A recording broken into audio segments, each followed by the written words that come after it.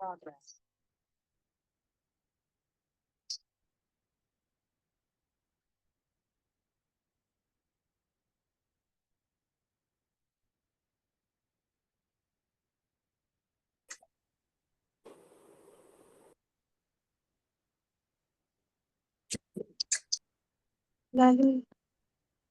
Namaskar. नमस्कार। Namaskar, everybody. Vani ji, you need to then put it across on the Facebook also and tag me there. Can you hear my voice?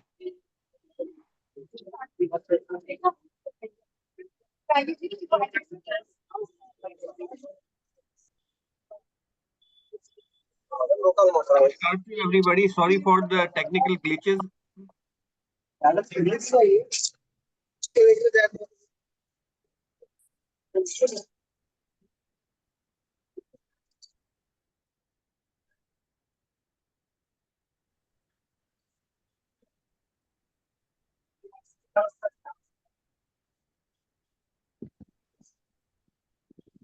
Musk's immigration status under review.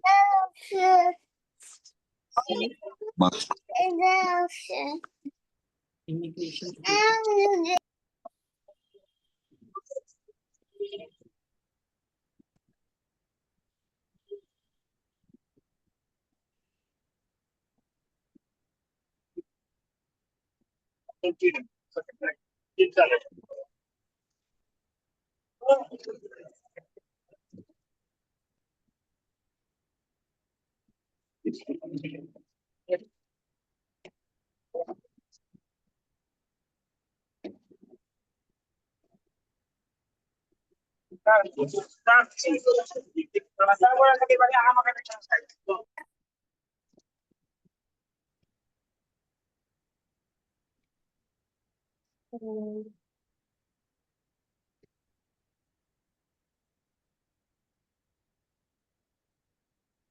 नमस्कार नवजीवन जी, प्रणाम।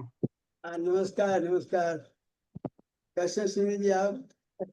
मैं कुशल मंगल से हूँ। आपको देख के बहुत अच्छा लगा कि आपका आशीर्वाद हमें प्राप्त हो रहा है आज के इस कार्यक्रम में। देखिए, मैं तो स्वयं आ गया हूँ। देखिए मुझको मैंने रजनी जी से कहा कि मुझे लिंक भेजिए। भाई क्या बात है, हमें आप क्यों छोड़ रहे हैं? नहीं आपका नहीं, मुझे लगा था कि आप अस्वस्थ थे तो इसलिए मैंने आपको इस बारी अनुरोध नहीं किया है। कोई बात नहीं जी जी जी।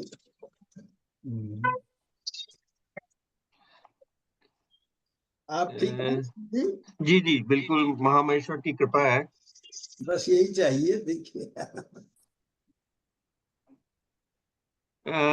डॉक्टर हरमोहन जी नमस्कार। जी नमस्ते सर। योगेश जी प्रणाम प्रणाम, कैसे आप? जी नमस्ते, मैं ठीक हूँ। नमस्ते। प्रणाम। हाँ प्रणाम करता हूँ सर, योगेश बोल रहा हूँ सर। हाँ प्रणाम तो है भाई, लेकिन तुम्हारा चेहरा नहीं दिखाई दे रहा योगेश। सर मैं सर अभी घर पहुँच रहा हूँ सर। सर के साथ हूँ, सुधीर सर के साथ सर। वो भी प्रणाम कर रहे हैं आपको सर। नहीं वो तो चलिए, हमारे प्रणाम स्वीकार कीजिए। सर अलका जी तो है। नमस्कार सर। अलका जी का नाम सुनकर के हम चले आए। हमने कहा देखिए अलका जी तो ध्यान देती नहीं है। प्रणाम सर। मैं आपके कैसे सामने तो मैं अलका के आगे बोलना मेरे लिए पॉसिबल ही नहीं है। बोल लीजिए। और आप ठीक है? आप तो दुबली होती जा रही है, क्या बात है?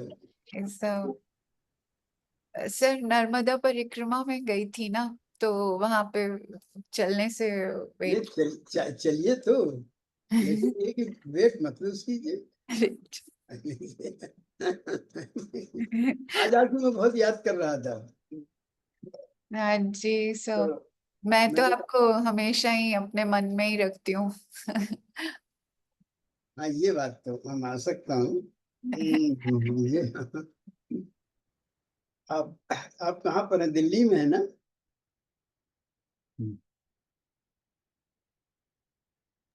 जी सर, अभी दिल्ली में हूँ। यहाँ इन्विजिलेशन ड्यूटीज चल रही है, फिर बीच बीच में थोड़ा ये मिलता है तो ऋषिकेश और दिल्ली के बीच में रह रही हूँ। तो नर्मदा से कब लौटी आप? सर वो मैं लौट आई थी जब मार्ग जी नहीं रहे ना, तो अच्छा, तो हाँ, तभी तभी जी जी जी तो निहार से मुलाकात होती। निहार भी तो नर्मदा काफी जाते रहते। निहार जी बल्कि मार्ग जी के हाँ, संस्कार में मुझे मिले थे। अच्छा अच्छा अच्छा। क्या जी। हुआ? क्या हुआ? क्या कुछ गड़बड़ हो रहा है? क्या बात है? शुरू कर लीजिए।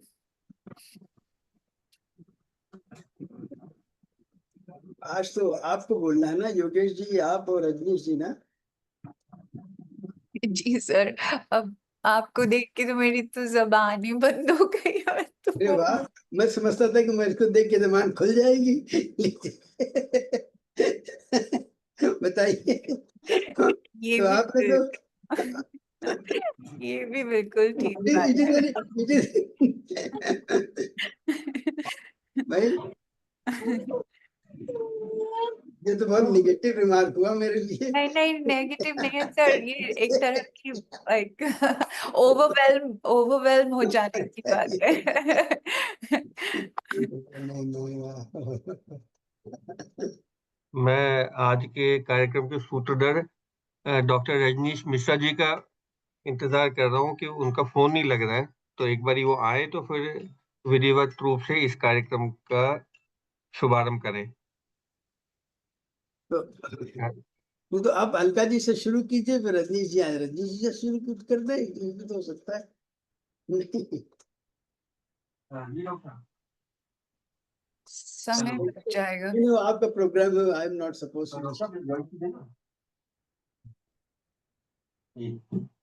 हाँ हाँ बिल्कुल, सब वेट कर रहे हैं। तो अलका जी, आप हमारी सुध नहीं ले रही, क्या बात है?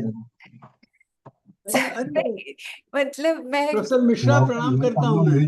वो खुद जैसे ज्वाइन करके बैठा 9 बजे से। नहीं, professor Harmohan Mishra is I am Harmohan seeing sir नमस्कार।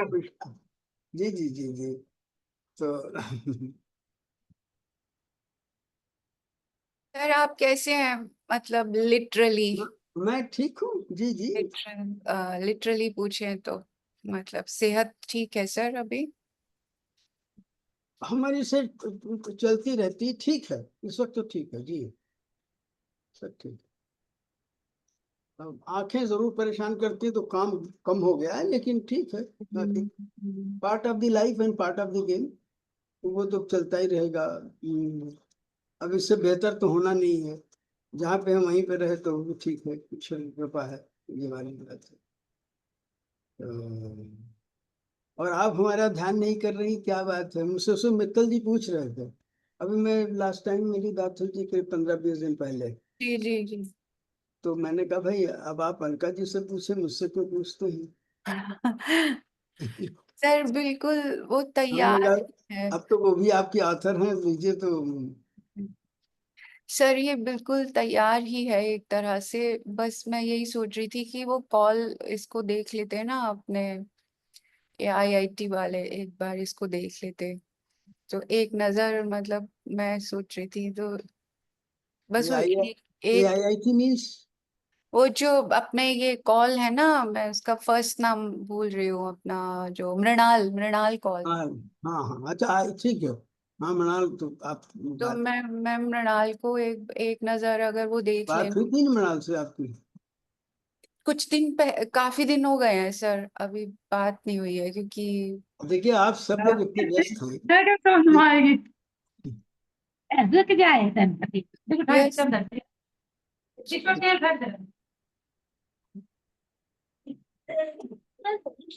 व्यस्त। सुनील जी म्यूट करने लेते हैं हम लोग ना, म्यूट कर। प्रोफेसर हरमोहन मिश्रा जी नमस्कार। शायद उनको आवाज नहीं जा रही है। फोटो तो दिखाई दे रहा है आपको हरमोहन मिश्रा का।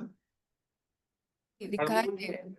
मोबाइल से जुड़े हुए हैं तो जी, उनका मतलब सुन रहे होंगे, बट शायद कनेक्ट नहीं कर पा रहे हैं। अच्छा ये बात नहीं, इनकी photo I am look, I mean his picture is, I mean I am seeing his picture, he is there. क्या कभी कभी There sir he is there. हाँ मोबाइल में ना कभी कभी वो ये हो सकता है। बटन दिखाई नहीं देता है तो दिक्कत सी हो जाती ये मेरे साथ बहुत होती है।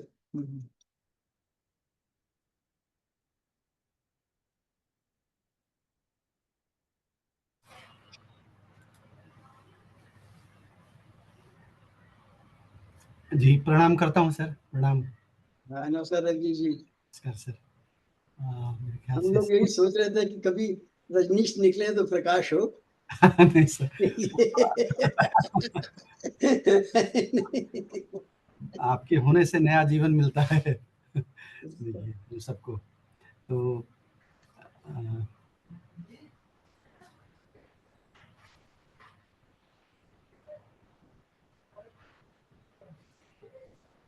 सुनील जी हैं, सुनील रैना जी।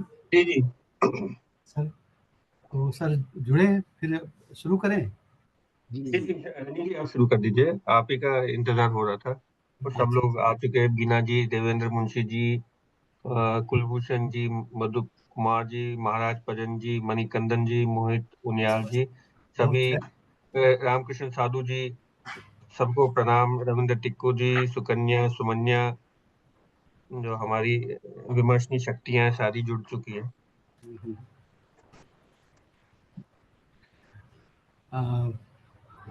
आप सभी को प्रणाम। आप सबका बहुत बहुत आभार इस कार्यक्रम में जुड़ने के लिए। और जैसा कि आप सबको ज्ञात है कि यह आज का दिन बहुत ही शुभ और हम सबके लिए प्रेरणादायक भी है।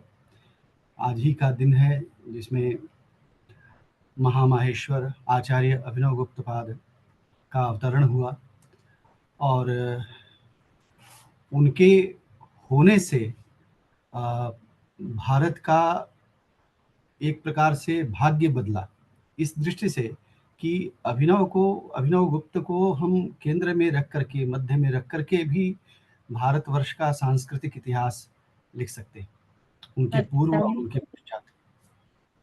तो एक बहुत बड़ी एक उपलब्धि भारत की सांस्कृतिक परंपरा को आचार्य अभिनव गुप्त के रूप में प्राप्त है।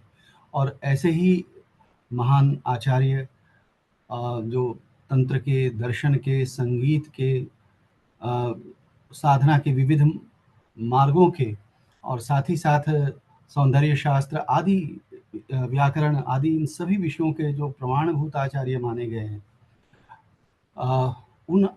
उनके जैसे महान विभूति का स्मरण करने के लिए, उनसे प्रेरणा प्राप्त करने के लिए, उनके कार्यों से प्रेरणा लेने के लिए हम यहाँ उपस्थित हैं। और हम सबके लिए यह बहुत ही सौभाग्य की बात है और साथ ही अत्यंत हर्ष का विषय है कि प्रोफेसर नवजीवन रस्तोगी जी, जो हम सबके गुरुतुल्य हैं, वो हमारे साथ यहाँ विद्यमान हैं। और उनके आशीर्वाद से, उनके मार्गदर्शन में हम इस सारस्वत परंपरा की इस कड़ी को भी हम आगे ले जा पाएंगे।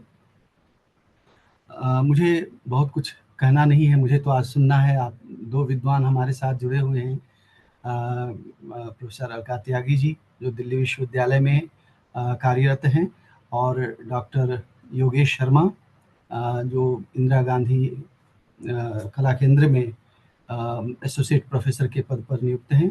आप दोनों ही विद्वान हैं शैव दर्शन के, और हम सबके जो स्रोत हैं इस ज्ञान के, प्रोफेसर नवजीवन रस्तोगी जी, उन सबसे हम मार्गदर्शन प्राप्त करते रहे हैं।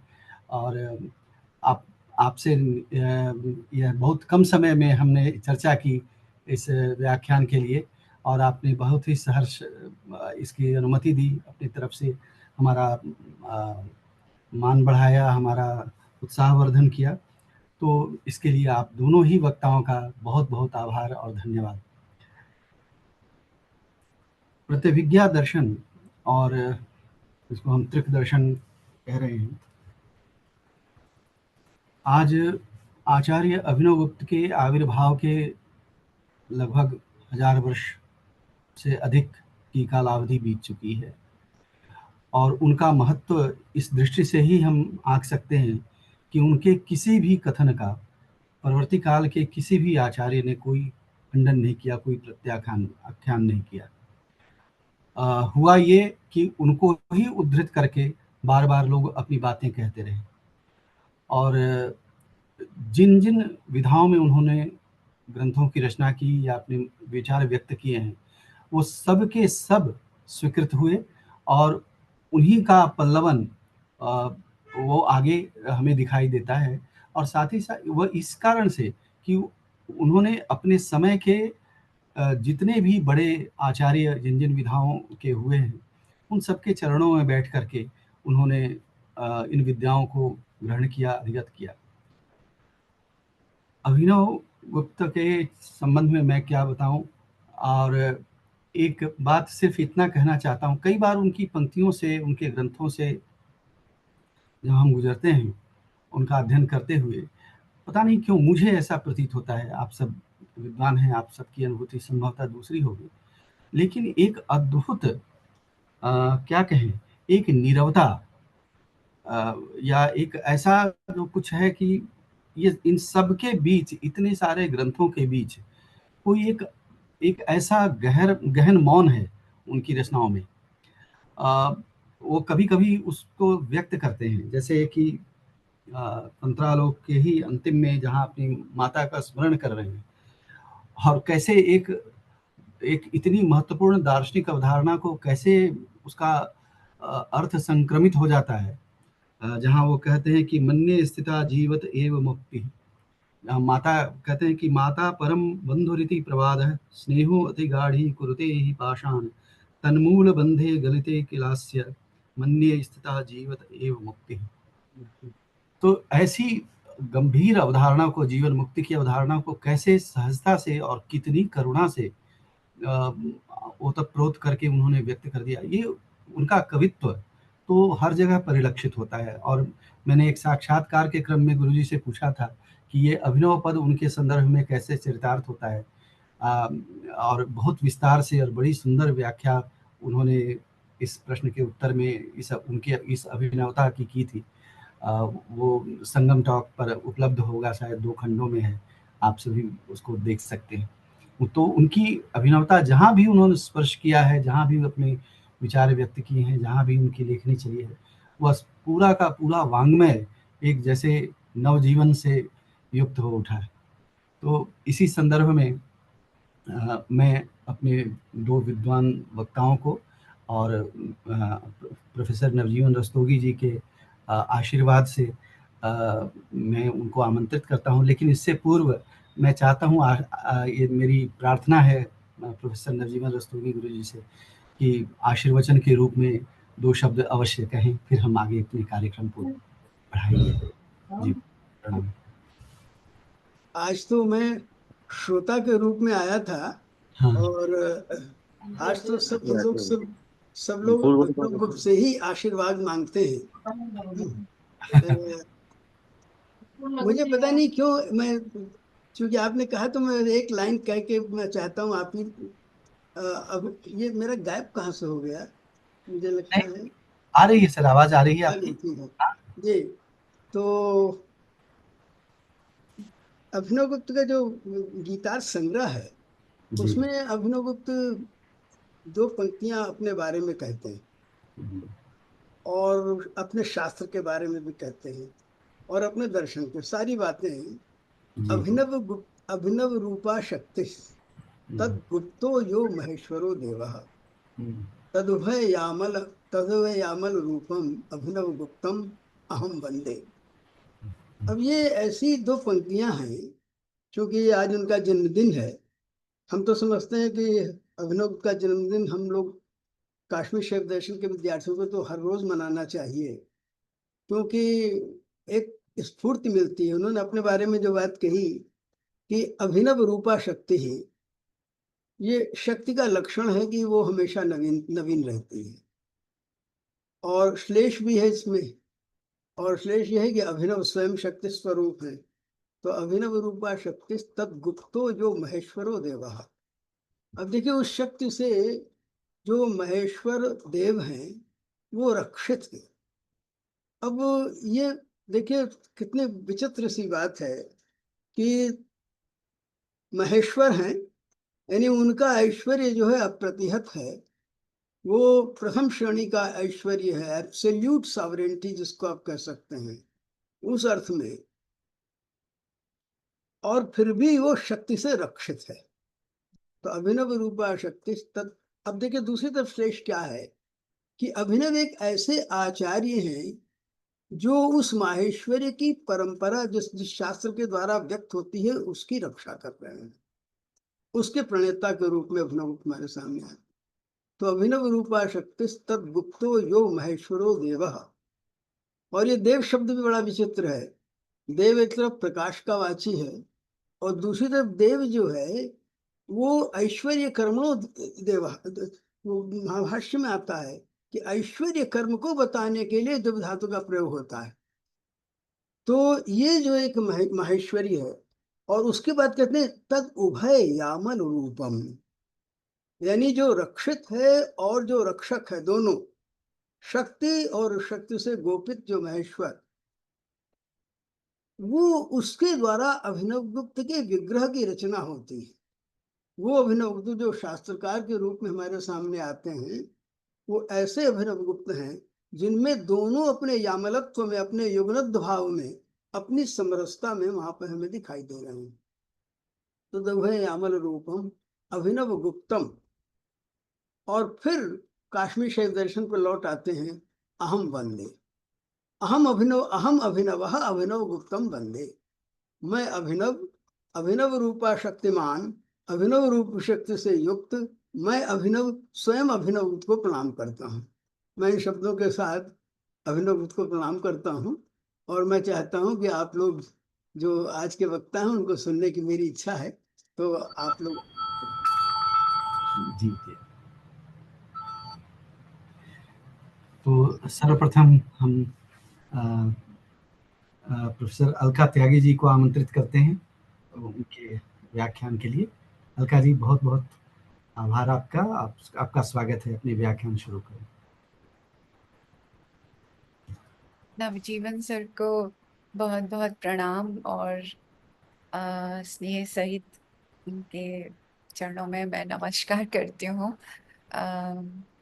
मैं अभी I was just saying that when you are there, like I'm not able to तूष्णीम बभूव। जैसे कहते कहते like शांत हो जाना You है। should be more vocal. I should be more vocal, yes. So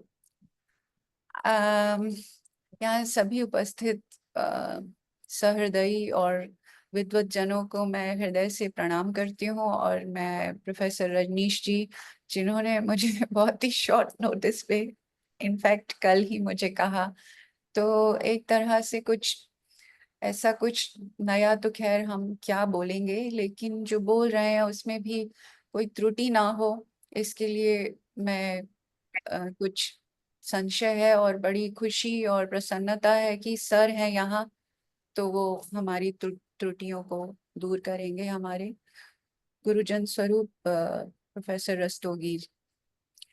मैंने कुछ लिखा है, उसी को ही मैं पढ़ूंगी ताकि समय में हम रहें। पहले जो इन्वोकेशंस हैं वहां से शुरू करती हूँ। तंत्रालोक से ही ये इन्वोकेशंस हैं। विमल कलाश्रय अभिनव सृष्टि महाजननी, भरत तनुश्च पंचमुख गुप्त रुचिर जनकः, तदुभय यामल स्फुरित भाव विसर्गमयम्, हृदयम् अनुत्तरामृतकुलं मम संस्फुरतात्। My heart, which is effulgent with nectar of Anuttara, the Absolute, manifested by the union of my mother and my father, may that essence, the essence of my being, vibrate in this universe. My mother, Vimala, the pure one, being one with the Supreme Consciousness, whose festival is my birth, my ever new birth. My father, Narsingh Gupta, Panchamukha Gupta, who is full-bodied as he is free of all desires. Taddevata vibhava bhavi mahamarichi Chakreshwarayita nijasthitireka eva Devi suto ganapati sfuradindu kantihi Samyak samucchalayatan mama samvidabdhim.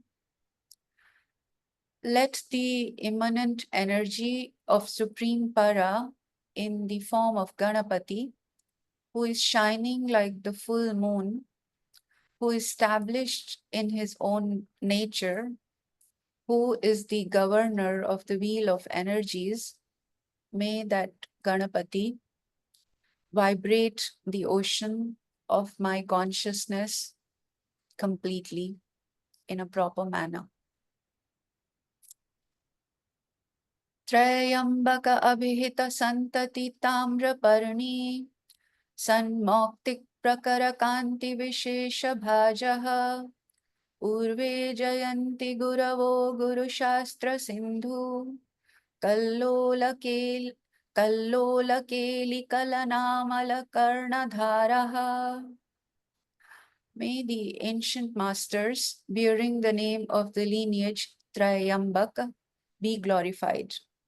They are the selfless helmsmen who are capable of taking the disciples through the Gehen, deep ocean of Shastras, the scriptures, in an easy manner. They had obtained the rubies from the Tamraparni river created by Trayambakanatha. Murdhanya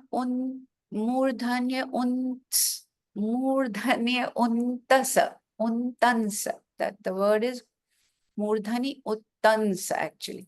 Murdhani uttansa ivkshmapahi sarvai yasyanushashanam hridaye bhava sambhara karkashe apyashu shishriye. Whose teachings even the great kings wear like the crown on their head, I hold the venerable Guru in the seat of my heart, though made harsh by the weight of the samsara. We have gathered here to celebrate Acharya Abhinav Gupta's birth centenary. It is a celebration of the Grand Master's extraordinarily brilliant life and the works that he has given to the progeny. The celebration of an event that happens once in an aeon, that is Acharya Abhinav Gupta's birth. I'm going to talk a little about the first verse, the invocation verse of the Tantra Lok. I'm not presenting any new insight, but only repeating what I have learned due to the grace of my teachers like Professor Navjeevan Rastogi ji and the late Sri Mark Dyskovsky ji, and also from the teachings of Sri Lakshmanju Maharaj. The first verse is highly significant in Acharya Abhinav Gupta's oeuvre because Acharya uses this as the invocation verse for all of his Trika works, excluding the Tantravat Avadhanika. This verse has been interpreted by the modern translators at 2 or 3 levels, but the commentator Jairatha hints at the many other possibilities of interpretation for the verse. Markji in his translation has offered ample space to the first verse and his explanation runs into more than 30 pages. Let's first take the literal meaning of the verse as translated by Markji. Vimala-kalashraya abhinav-shrishti mahajanani bharita-tanuscha panchamukha-gupta-ruchir-janakaha tadubhaya-yamala sfurita-bhava-visargamayam hridayam anuttaramrita-kulam mama samsfurtat. So,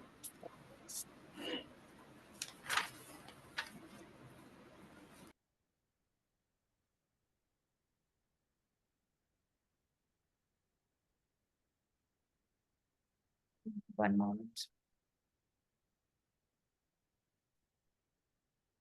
I have translated a running translation as my heart, which is effulgent with nectar of Anuttara, the absolute, manifested by the union of my mother and my father. May that heart, the essence of my being, vibrate in this universe.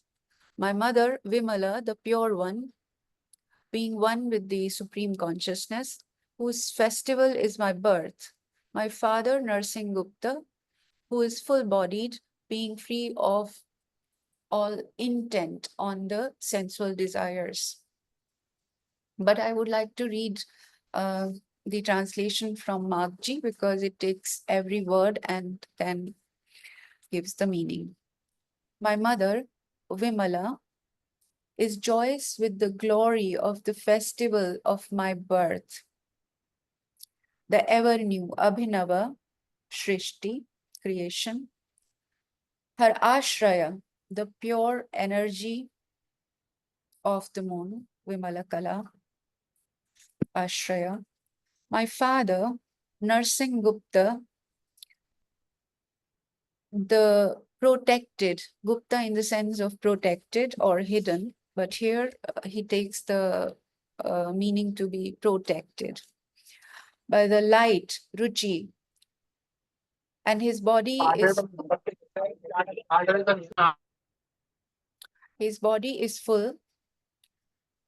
May the kula, the body of the Amrita, the nectar, may the kula of the nectar of the absolute Anuttara, that is my heart, which is the emission, the vibrant state of the united form, Yamala, of both of them, my father and mother, and also indicating the union of Shiva and Shakti, which is pulsating radiantly.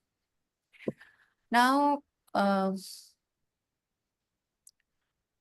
Swamiji, in his interpretation, indicates how Jairatha is talking about the three interpretations in the Trika perspective of this verse. So the first meaning could be indicating the energy of para, which it's the whole grantha, the whole scripture celebrates as the para. So in this, from this perspective, Vimalakala, who is the mother, the Vimalakala is the radiant amala without any mala, the transparent luminosity of consciousness. She's the supreme para, and here the father is the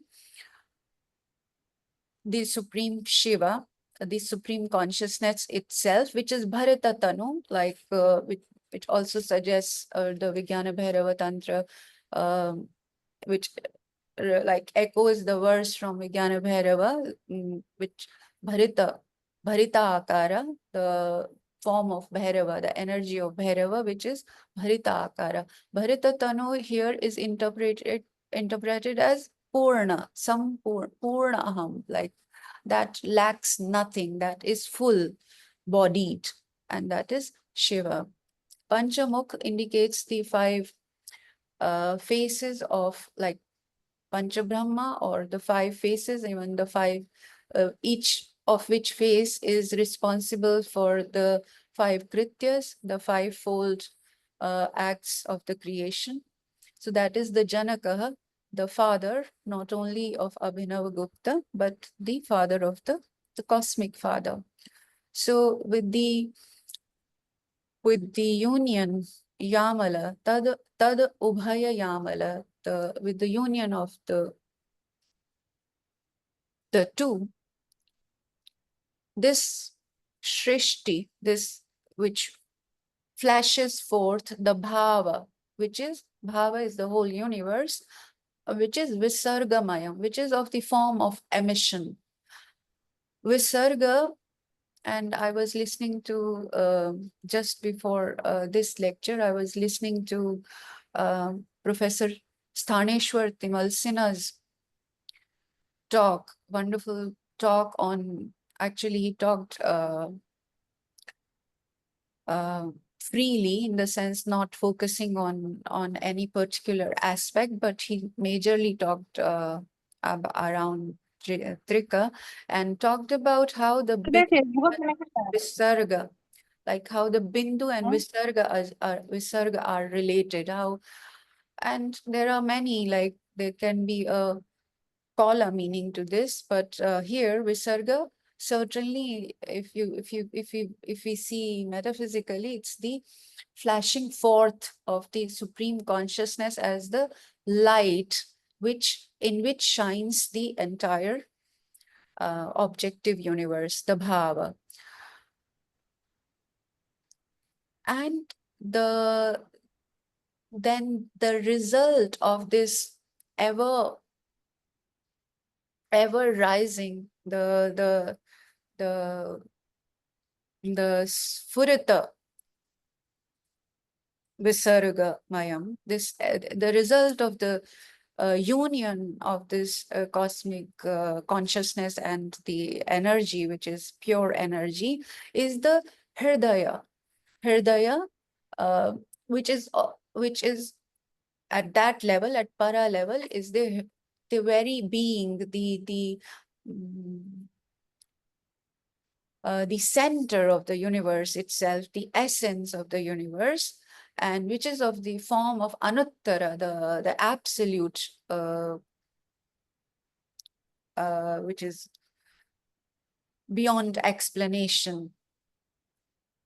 And here Acharya Abhinavagupta, of course, he's weaving the symbolism of his own birth, which is then at the apara level. We can relate it to another level of interpretation, and we may call it like the grosser meaning of actual human birth. So the Hridayam, that Hridayam, what is the nature of that Hridayam? It is full of the nectarine bliss of the absolute, and such Hridaya is the Hridaya Mama, my Hridaya, my in the sense like Abhinavagupta's, but also this the Hridaya of this cosmic pulsation. So this Hridaya pulsates radiantly with that Sfuran. It results from the union of the pure energy and the supreme consciousness. So at the para level and at the upper level also, this has been interpreted where, sorry, the para level, let's take that. At the para level, now Vimala Kala becomes the Kala of the moon. It is said that she's the mother, and she nourishes, and she is of the form of Amala Kala. Amala has the meaning not only of the Kala of the moon, but also the one who is completely pure, Amala. So Amala is the Kala of the moon, also again the Vimala. And the father here is the one who is Gupta, in the sense that father is, while the mother is responsible for as energy, as the nourisher of the manifest universe, and as the source of the manifest universe, while the mother is responsible for the kind of emergence, the father takes the role of the withdrawal, responsible for the withdrawal. So that completes the relationship between Bindu and the Visarga, the emission. So while the energy is takes the role of the emission, the consciousness by withdrawing the energy into itself, like in the Vishranti state, how that emergence, rest, takes Vishranti, repose back into the that supreme. So the father, represented as father here.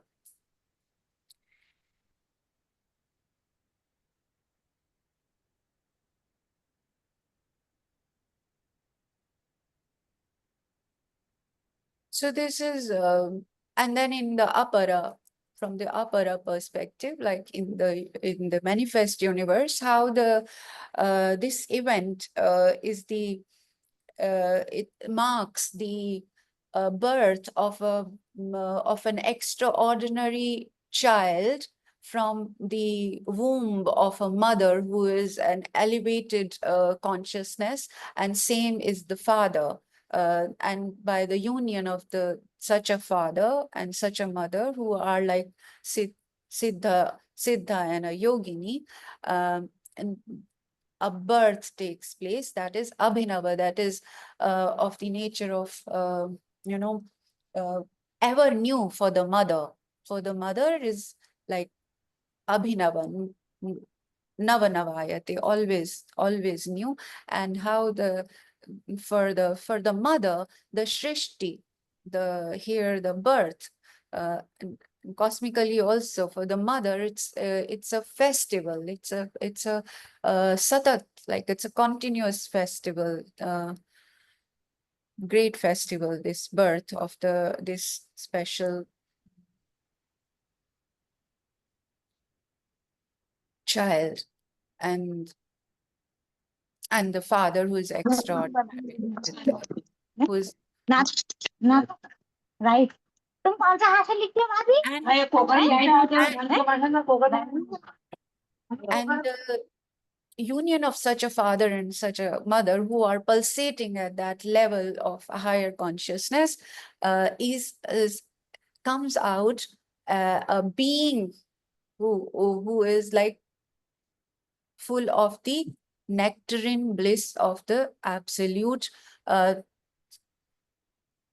through which bliss the heart of this being, which is Abhinavagupta's heart, which is also the being of Abhinavagupta, that radiates, pulsates with this, in this blissful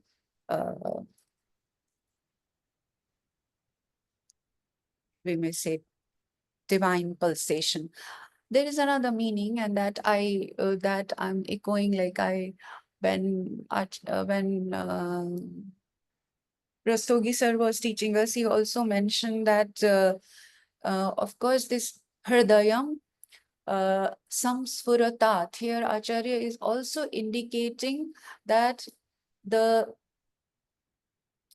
this work that he is creating, the Tantra Lok, also vibrates with that divine pulsation. May that vibrate, may it vibrate with that divine pulsation.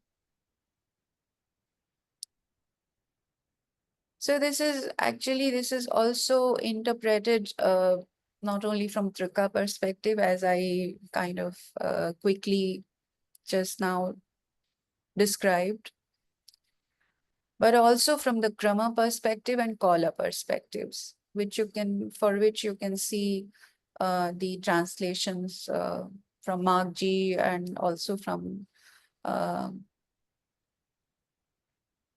Dr. Paramhans Mishra, or with Jairatha's commentary, of course. Magji has elaborated on this verse and from the Krama, Kala, and also Anuttara dimensions.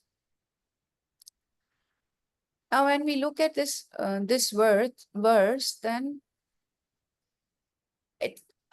I feel that it is operating at many levels of this Trika structure, this triadic structure. And with due apology to Navjeevan sir, I would like to present a connection that I felt, and please correct me if it is wrong. And it is great that you are here, sir. So Sir, Acharya Abhinavagupta actually in the beginning gives the sets up the logic with which every concept is exposited in this text, and which is, he says, is the Uddesha, Lakshana and Pariksha. So Uddesha is like indicating or naming, and more like I'll take the meaning as indication. And Lakshana means like then also giving some characteristics of that concept. And then finally, like Pariksha, giving an elaborate analysis, logical analysis of those concepts. So, so here, if we take them to be operating at the levels of, say, of the Paravak, the 4 levels of speech, the Paravak and then Pashanti, Madhyama and Vaikhari. So the Uddesha corresponds with the Pashanti level, where there is just an idea, just a visual kind of, you know, luminosity of what is to happen, what would happen.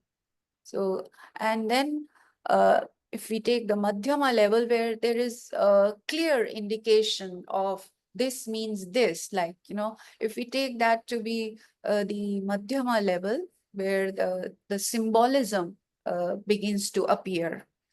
And then finally, the Vaikhari level, we can, so Madhyama level, we can relate to the Lakshana. And Vaikhari level, at the Vaikhari level, the proper verbalization takes place in the form of speech. And the communication happens elaborately with connected sentences, etc. So this can correspond with the pariksha part of the framework. So this I was, sir, I'm addressing you particularly because I need to be corrected where I'm wrong. So if we look at the verse then from the Vaikhari perspective, then Acharya is describing the process of birth of an ordinary child who comes into the world through the union of his extraordinary parents, as I just said, and he gives the names of his parents, Narsingh-Gupta and Vimala, his mother, and he describes their names, their qualities and their features by, you know, particularly, like she is Vimala Kala, and the father is Panchamukh Gupta, so also indicates Narsingh Gupta. And then he expresses the joy that his birth brings to his mother, which in turn is indicative of the joy of union behind it, the gross union of father and mother, the earthly union, I mean, and eventually how such a blessed being must radiate grace into the universe. So at Vaikhari level, we look at the verse, then such a meaning comes out. And it's certainly notable that Acharya is celebrating his own descent, or rather appearance into this world as a result of the union of his mother and father, who were both of supremely elevated consciousness. And the bliss of having given birth to such a Vibhuti, the heart of whom is overflowing with the nectar of supreme Anuttara, and that this heart should radiantly pulsate into the unfoldment. Here it could be the unfoldment of the universe or unfoldment of the Shastra itself. So, so at the Vaikhari level, this kind of explanation can be taken. At the Madhyama level, Acharya is operating from a vantage point where the words are only potent symbols, where the paradigm of meaning completely shifts from the union of the worldly mother and father to the union of the cosmic Shakti, the cosmic mother, and supreme being, the cosmic father, in other words, Shiva and Shakti. This union is described now as the Satat Sanghatta, the continuous meeting of the consciousness with its own energy. So here the Visarga and Hridayam, they take upon entirely new esoteric range of meanings, and Visarga becomes the emission that reveals the ever pulsating vibration of consciousness as Shrishti and Samhara, the emission or the flashing forth as well as the withdrawal, and both at the same time. So the result is a heart. Now the Hridaya, which is symbolized as the essential being of the very universe and also of Abhinavagupta, which is constantly pulsating with effulgent bliss of the union. At the Pashyanti level, the Abhinava Shrishti, the words Abhinava Shrishti and Yamala, I feel they begin to indicate a different level or the state of that supreme consciousness in which the spandan, the very pulsation, the divine pulsation of the ever new creation, Abhinava Shrishti, ever new creation is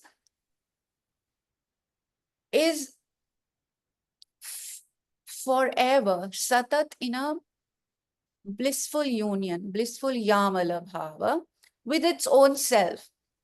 So it is the incessant actualization of itself as the universe and at the same time as the singular oneness of itself, as the singular luminosity of itself. So it is in a state of perpetual pulsation, so to say. So I must end now. I'll end with actually the three description of the invocation of the three goddesses, which comes after this verse. And all of you know these verses, but we can chant them together if you like. Naumi chit pratibham devim param bhairava yoginim matrimana prameyansha shulambuja kritaspadam.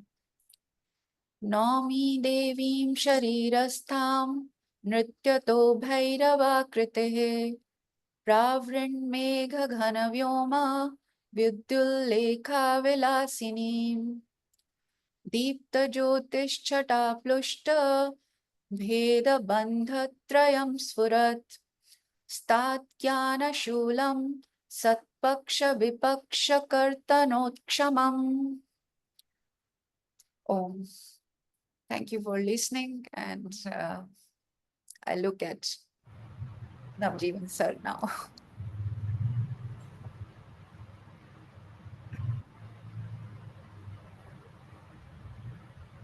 Ji sir कुछ कहना चाहेंगे? नहीं कहने की आप बढ़िए आगे बढ़िए। ठीक है जी। तो व्याख्यान के अंत में सर का फिर से आशीर्वचन लेंगे। बहुत बहुत धन्यवाद अलका जी, आपने इतनी विशद व्याख्या त्रिक की त्रिस्तरीय व्याख्या आपने प्रस्तुत की। प्रथम जो मंगलाचरण है उसकी, और उसका जो भाव गुंफन है उसको बड़ी कुशलता से आपने उद्घाटित किया विभिन्न आचार्यों के संदर्भ में। आज के दूसरे वक्ता हमारे हैं डॉक्टर योगेश शर्मा।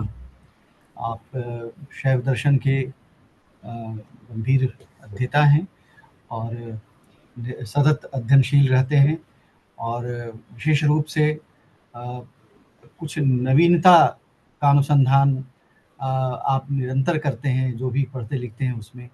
और आपने जिस प्रकार से अपने को स्थापित किया है अकादमिक जगत में, वह निश्चित रूप से सबके लिए एक प्रकार से प्रेरणादायक है। और हम आपके आगे उन्नति की भी कामना करते हैं। प्रोफेसर नवजीवन रस्तोगी जी हैं, उनका सानिध्य, उनके आशीर्वाद से आप निश्चित रूप से और आगे अच्छा कार्य करेंगे, जितना अभी कर रहे हैं उससे कहीं उच्चतर कार्यों को आप पूरा करेंगे। आपका बहुत बहुत स्वागत है योगेश शर्मा जी। डॉक्टर योगेश शर्मा, आप अपना व्याख्यान आरंभ करें। प्रणाम करता हूँ सर। नमस्कार भाई, स्वागत है। प्रणाम करता हूँ सर। नमस्कार। मेरे लिए आज बड़ा मुश्किल दिन है, क्योंकि मैं जिनसे कुछ सीखता हूँ, थोड़ा बहुत जो मैंने हल्का फुल्का सीखा है, वो मेरे सामने बैठे हैं। और मेरे 3 गुरु यहाँ पर इस गोष्ठी में हैं।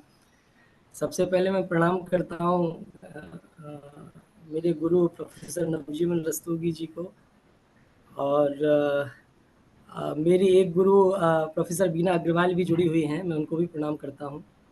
और मेरे गुरु प्रोफेसर रजनीश कुमार मिश्र जी, मैं इनके सानिध्य में तो मैंने अपना शोध कार्य पूरा किया ही है। सर बहुत घबराहट सी हो रही है, सर बैठे हुए हैं रस्तोगी सर, तो फिर भी मैं थोड़ा बहुत प्रयास करता हूँ। मैं जो कुछ भी मैंने थोड़ा बहुत सीखा है, उसी के आधार पर अभिनव गुप्त की जो व्याख्या पद्धति है, या उन्होंने ग्रंथों में किस तरह से अपनी उपस्थापनाएं रखी हैं, इसके विषय में मैं कुछ अपनी बात कहूँगा। सबसे पहले मैं एक मंगलाचरण करूँगा, और उसके बाद में फिर अपनी बात शुरू करूँगा। अपूर्वं यद्वस्तु प्रथयति बिना कारण कलाम्, अपूर्वं यद्वस्तु प्रथयति बिना कारण कलाम्, जगद्ग्रावप्रख्यं निजरसभरात् सारयति च, क्रमात् प्रख्योपाख्या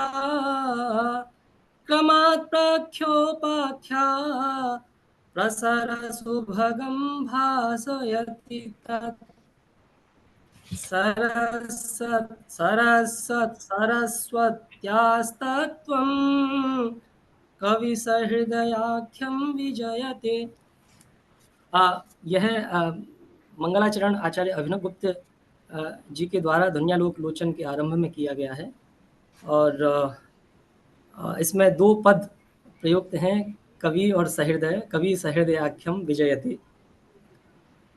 आचार्य अभिनव गुप्त ने अभिनव भारती के आरंभ में अपने व्याख्या के विषय में, अपनी व्याख्या पद्धति के विषय में, अभिनव भारती के आरंभ में कुछ कारिकाएं कही हैं, और उन्हीं के आधार पर मैं जितना थोड़ा बहुत समझा हूँ उस अपनी बात रखने का प्रयास करूँगा।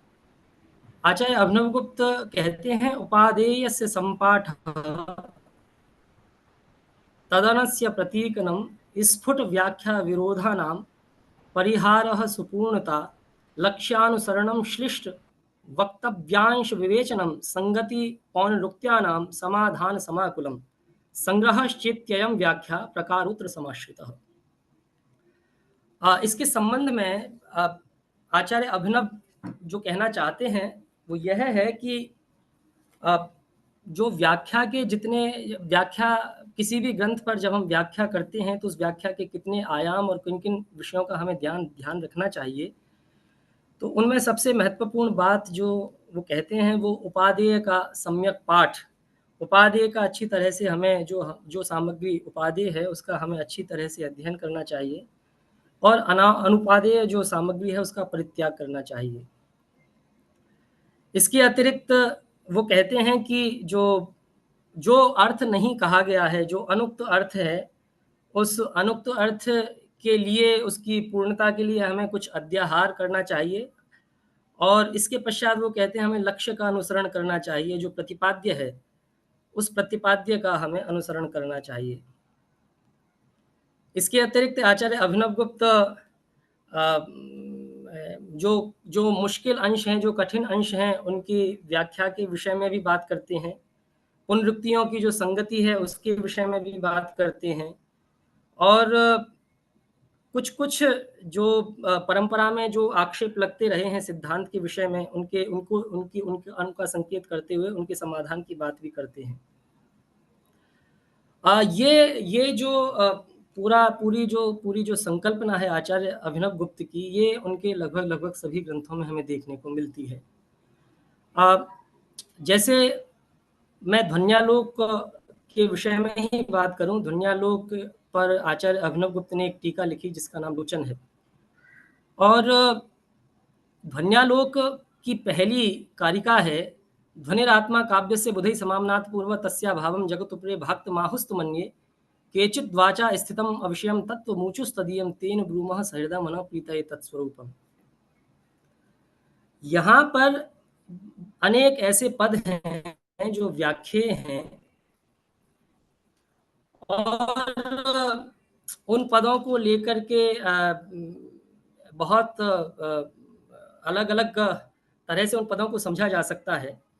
लेकिन आचार्य अभिनव गुप्त ने जितनी सहजता से, जितनी सरलता से और जितने अच्छे तरह से उन पदों की व्याख्या की है, वो बहुत ही आकर्षक है। जैसे ध्वनिरात्मा काव्य से बुधै समाम्नात् पूर्व तस्या भावम जगतुपरे भाक्त माहुस्त मन्ये। अब यहाँ पर एक पद आता है भाक्त। भाक्त पद के विषय में कभी कभी संदेह भी हो सकता है, क्योंकि भाक्त पद दो तरह से बनता है और उसके दो तरह से अर्थ भी हो सकते हैं। भाक्त पद में मूलतः भक्ति पद है और भक्ति से भाक्त बनता है।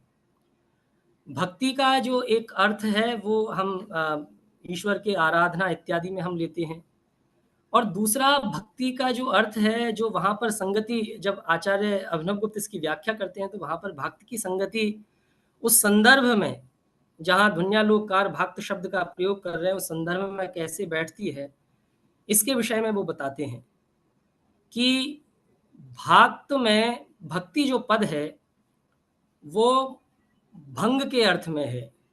अब भंग वहाँ पर किसका हो रहा है? भंग वहाँ पर मुख्यार्थ का हो रहा है।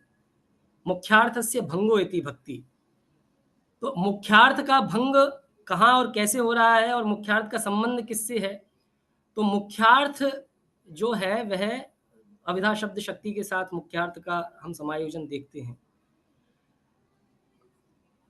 तो इस दृष्टि से जहाँ पर मुख्यार्थ का बाद होता है, उस मुख्यार्थ के बाद में जहाँ पर कि सीधा अर्थ नहीं लग रहा है, इसके लिए फिर हमें किसी दूसरे आरोपण का आश्रय लेना पड़ता है, और जैसे ही मुख्यार्थ का बाद होगा, मुख्यार्थ का भंग होगा और उससे लक्षणा शब्द शक्ति बनेगी।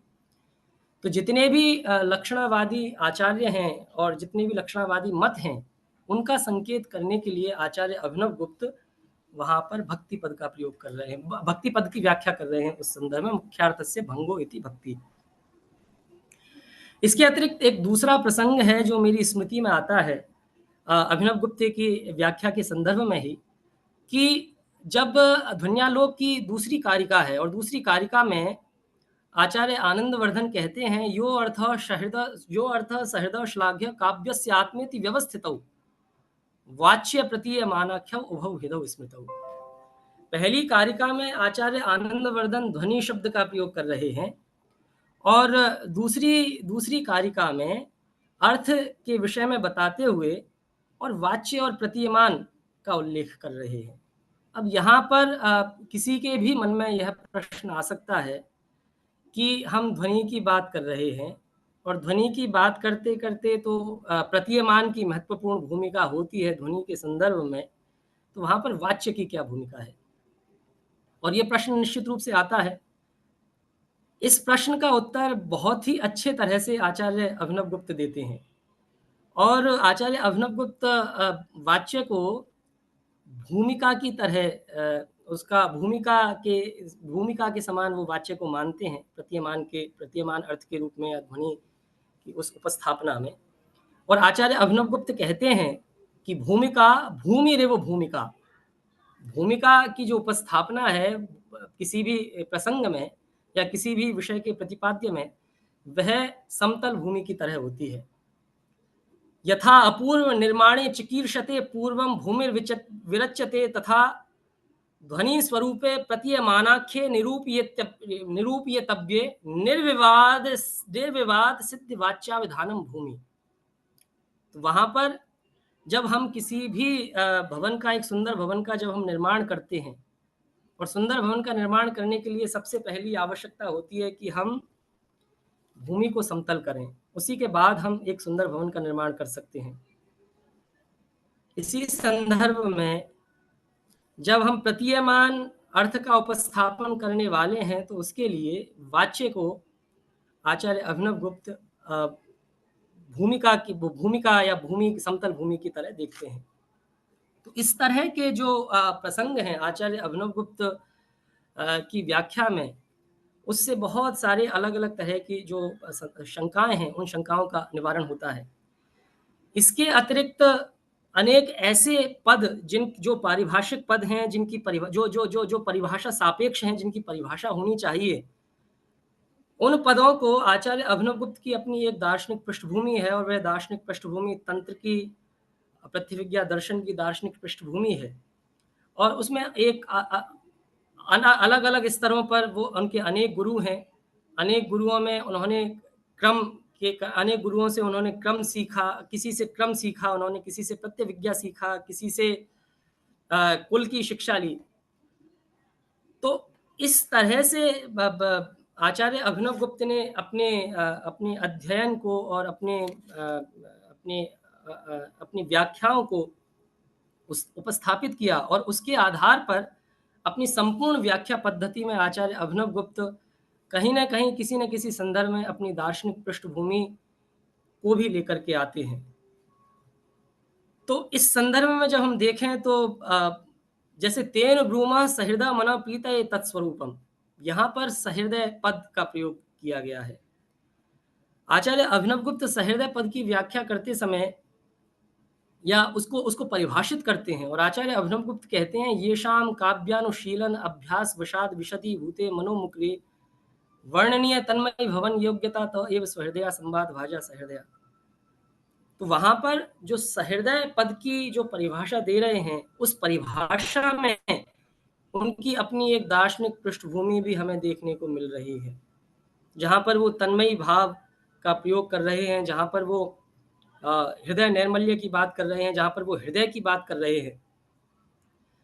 अब यदि हमें इस पूरे की पूरी सहृदय की संकल्पना को भी समझना हो, और आचार्य अभिनवगुप्त के द्वारा प्रदत्त सहृदय की परिभाषा को समझना हो, तो हमें आचार्य अभिनवगुप्त और अभिनवगुप्त की परंपरा में, उनकी गुरुओं की परंपरा में जो ग्रंथ हैं, या उनकी अपनी गुरुओं की जो परंपरा रही है, उन सारी परंपराओं को हमें देखना होगा।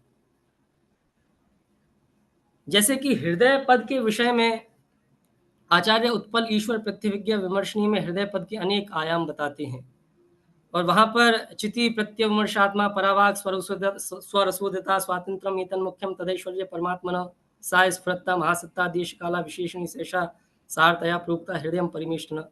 इस तरह से अनेक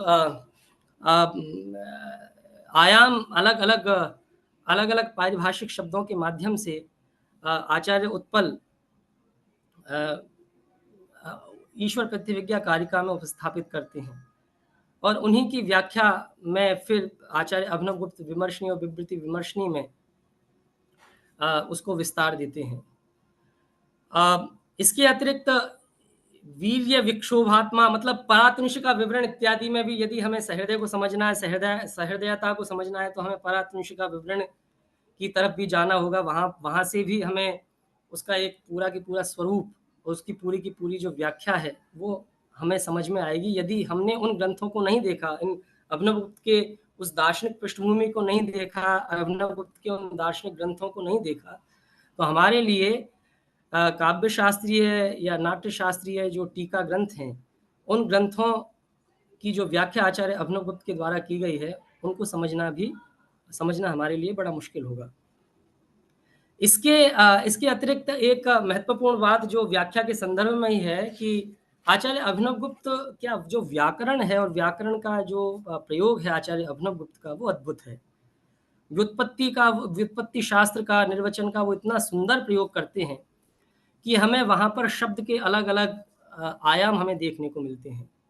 जैसे परातनिष का विवरण में आचार्य अभिनवगुप्त जब अनुत्तर पद को समझाते हैं, तो अनुत्तर पद को समझाते समय आचार्य अभिनवगुप्त ने 16 प्रकार से उस अनुत्तर पद को समझाया है। व्याकरण की प्रक्रिया में जब हम अनुत्तर पद को देखते हैं तो अनुत्तर पद में 2 पद हैं, एक है अन और दूसरा है उत्तर। अनुत्तर तो व्याकरण में एक समास होता है, न तत्पुरुष समास होता है, और उससे फिर अन और अनुत्तर इस रूप में शब्द निष्पन्न होता है। यहाँ पर देखने वाली बात यह है कि ये एक सामान्य प्रक्रिया है जहाँ पर कि आचार्य अभिनवगुप्त या जहाँ पर कि हम एक सामान्य तरह से इस शब्द को समझ सकते हैं, और इसके आधार पर भी आचार्य अभिनवगुप्त ने अनेक तरह से उसके अर्थ बताए हैं और अपनी पूरी की पूरी जो परातनिष का विवरण की जो दार्शनिक पृष्ठभूमि है उसको उपस्थापित किया है। जैसे अनुत्तर पद के विषय में पहला जो कहते हैं, न विद्यते उत्तरम अधिकम यतः, कि जहां जिससे अधिक कुछ नहीं है, जिससे ज्यादा कुछ नहीं है, वह अनुत्तर है। इसके अतिरिक्त चूंकि मैंने संकेत किया कि आचार्य इस अनुत्तर पद में 2 पद हैं, अन और उत्तर, तो आचार्य अभिनवगुप्त उत्तर पद के माध्यम से फिर अनुत्तर पद को समझाते हैं। जैसे एक प्रयोग है कि वो कहते हैं, ये बड़ा अच्छा उन्होंने एक निरुक्ति दी है, उत्तरंती अतः इति उत्तरो बंध। तो उत्तर जो पद है, उत्तर का मतलब बंध, तो बंध का मतलब बंधन, तो जहां पर बंधन ना हो वह अनुत्तर है। इसके अतिरिक्त आचार्य अभिनवगुप्त उत्तर शब्द को ही समझाते हुए उस अनुत्तर की व्याख्या में, क्योंकि उत्तर को पहले समझेंगे तभी हमें अनुत्तर का ज्ञान होगा, तो आचार्य अभिनव कहते हैं उत्तरणम उत्तरो मोक्षः। तो जहां पर हम मोक्ष की भी परिकल्पना करते हैं, एक काल्पनिक संकल्पना है मोक्ष की भी, वह भी जहां नहीं है वह अनुत्तर है। इसके अतिरिक्त आचार्य अभिनवगुप्त उत्तरंच शब्दनम, वहां पर उत्तर शब्द को समझाते हुए आचार्य अभिनवगुप्त कहते हैं कि उत्तर शब्दन है, जो वागरूप व्यापार है हमारा, जो हम कहते हैं कि ईदृशम तादृशम, इन शब्दों का उन्होंने प्रयोग किया है, इयत्ता, कि ये इतना है, ये उतना है, इस तरह का जो हम ऊहा पोह करते हैं, इस तरह का जो हम तर्क और वितर्क करते हैं, इस जहां पर इसकी गुंजाइश नहीं है, जिसकी इन सारी चीजों की जहां पर संभावना नहीं है, वो अनुत्तर है। इसके अतिरिक्त अनुत्तर पद के विषय में ही एक बहुत ही महत्वपूर्ण एक और आचार्य अभिनवगुप्त निरुक्ति करते हैं, न विद्यते उत्तरम प्रति प्रश्न वचो रूपम यत्र, जहां पर कि प्रश्न और उत्तर की कोई संभावना नहीं है वह अनुत्तर है। सामान्य रूप से ये जितनी भी निरुक्तियां हैं, ये निरुक्तियां तो सामान्य रूप से फिर भी समझी और देखी जा सकती हैं, लेकिन मेरे लिए जो एक तरह से कहीं आकर्षक था जो प्रयोग आचार्य अभिनवगुप्त का, वो बड़ा महत्वपूर्ण है। आचार्य अभिनवगुप्त अनुत्तर पद में अन और अन का प्रयोग करते हुए नुद प्रेरणे, नुद धातु का प्रयोग करते हैं नुद प्रेरणे अर्थ में, और नुद किसी को पंच करना, किसी को किसी चीज के लिए जबरदस्ती धकेलना, इस अर्थ में नुद धातु का प्रयोग होता है, नुद प्रेरणे। तो नुद प्रेरणे नोदनम नुत, नोदन अर्थ में नुत धातु का प्रयोग होता है। अब यहां पर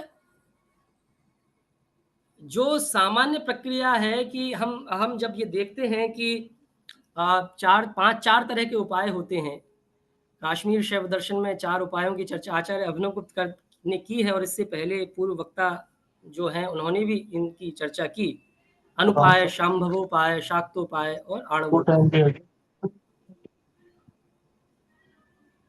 तो आणवोपाय तो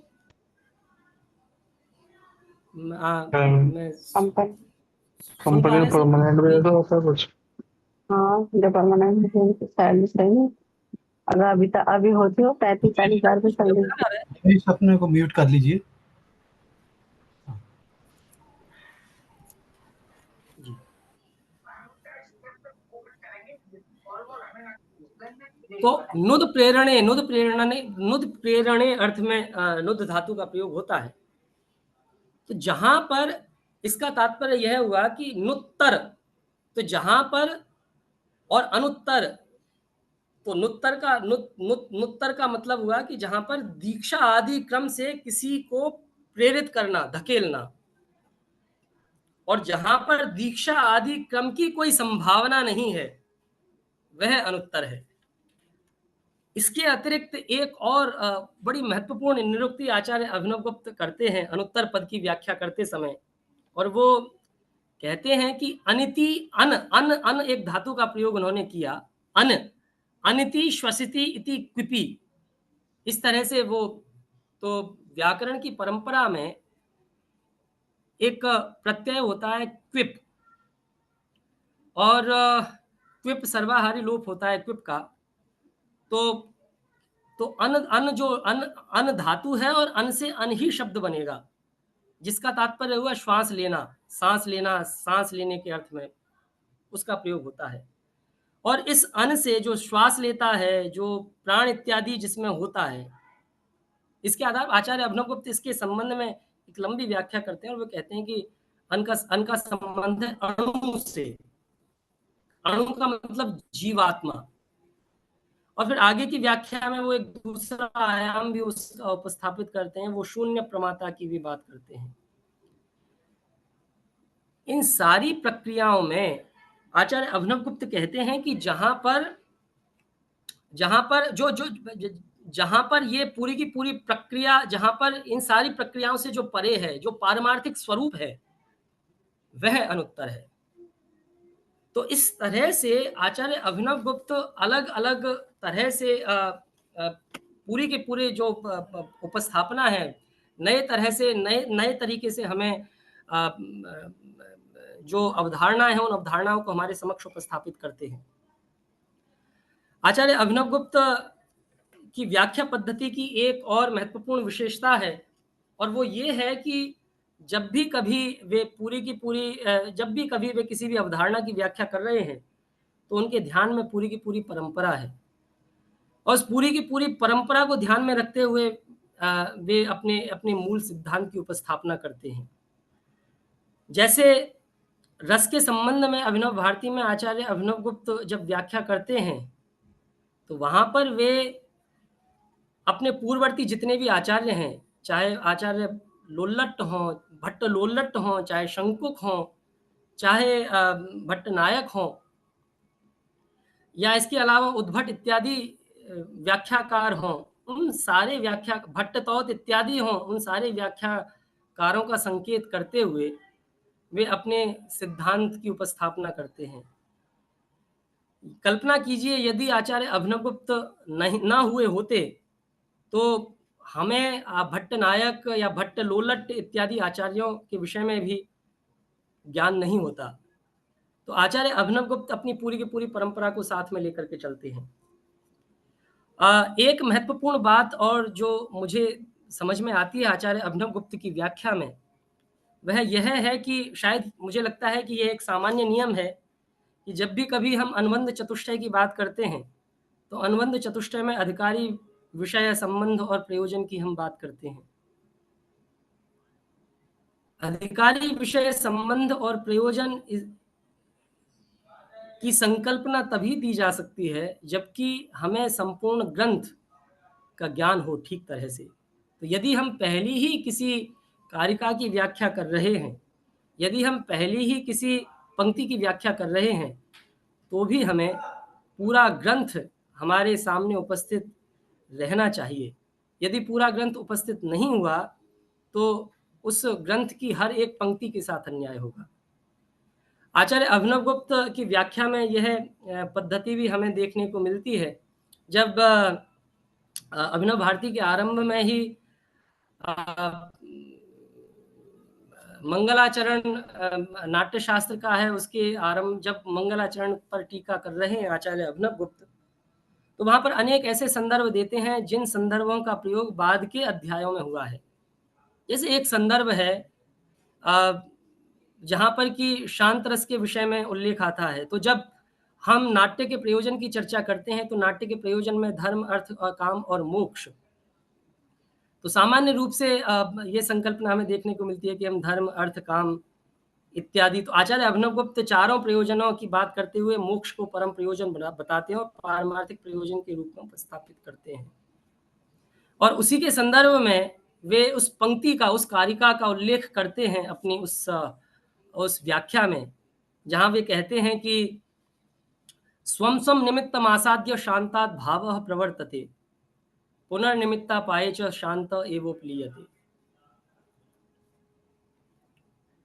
अब तो मेरा कहने का आशय ये है कि यह जो आचार्य अभिनव गुप्त की व्याख्या पद्धति में हमें यह बात देखने को मिलती है कि जब भी कभी वे किसी भी पंक्ति की व्याख्या कर रहे हैं, तो आचार्य अभिनव गुप्त तो न केवल उनको ग्रंथ ही पूरा की पूरा उनके सामने उपस्थित है, बल्कि दूसरे जितने भी उसके अलग अलग आयाम हो सकते हैं, दार्शनिक आयाम हो सकते हैं या उसके आगमिक आयाम हो सकते हैं, वो सारे आयाम आचार्य अभिनव गुप्त के सामने उपस्थित हैं। इसीलिए आचार्य अभिनव गुप्त को समझने के लिए, आचार्य अभिनव गुप्त के ग्रंथों को समझने के लिए, यदि हमें ध्वन्यालोक लोचन को समझना है, यदि हमें अभिनव भारती को समझना है, तो हमें आचार्य अभिनव गुप्त का ईश्वर प्रत्यभिज्ञा विमर्शनी को भी पढ़ना होगा, आचार्य अभिनव गुप्त की विवृत्ति विमर्शनी को भी पढ़ना होगा, आचार्य अभिनव गुप्त के तंत्रालोक को भी पढ़ना होगा। इसके अतिरिक्त आचार्य अभिनव गुप्त की जो दृष्टि है व्याख्या की, उस व्याख्या की दृष्टि में अंतर्वैश्विक दृष्टि है आचार्य अभिनव गुप्त की। अंतर्वैश्विक दृष्टि का तात्पर्य है कि हमें उनके ग्रंथों में संगीत शास्त्र का भी संदर्भ हमें उनके ग्रंथों में देखने को मिलेंगे। हमें उनके ग्रंथों में कला शास्त्रीय विषय भी देखने को मिलेंगे। हमें उनके ग्रंथों में योग परक दृष्टि भी देखने को मिलेगी। और ये सारी की सारी जो दृष्टियां हैं वो एक दूसरे से जुड़ी हुई हैं, एक दूसरे से अंतर संबंध है इनका, इन सारे विषयों का। तो इस तरह से हम आचार्य अभिनव गुप्त की व्याख्या पद्धति को देख सकते हैं। इसके अतिरिक्त कुछ ऐसे प्रसंग आचार्य अभिनव गुप्त के हमें देखने को मिलते हैं जहां पर कि जो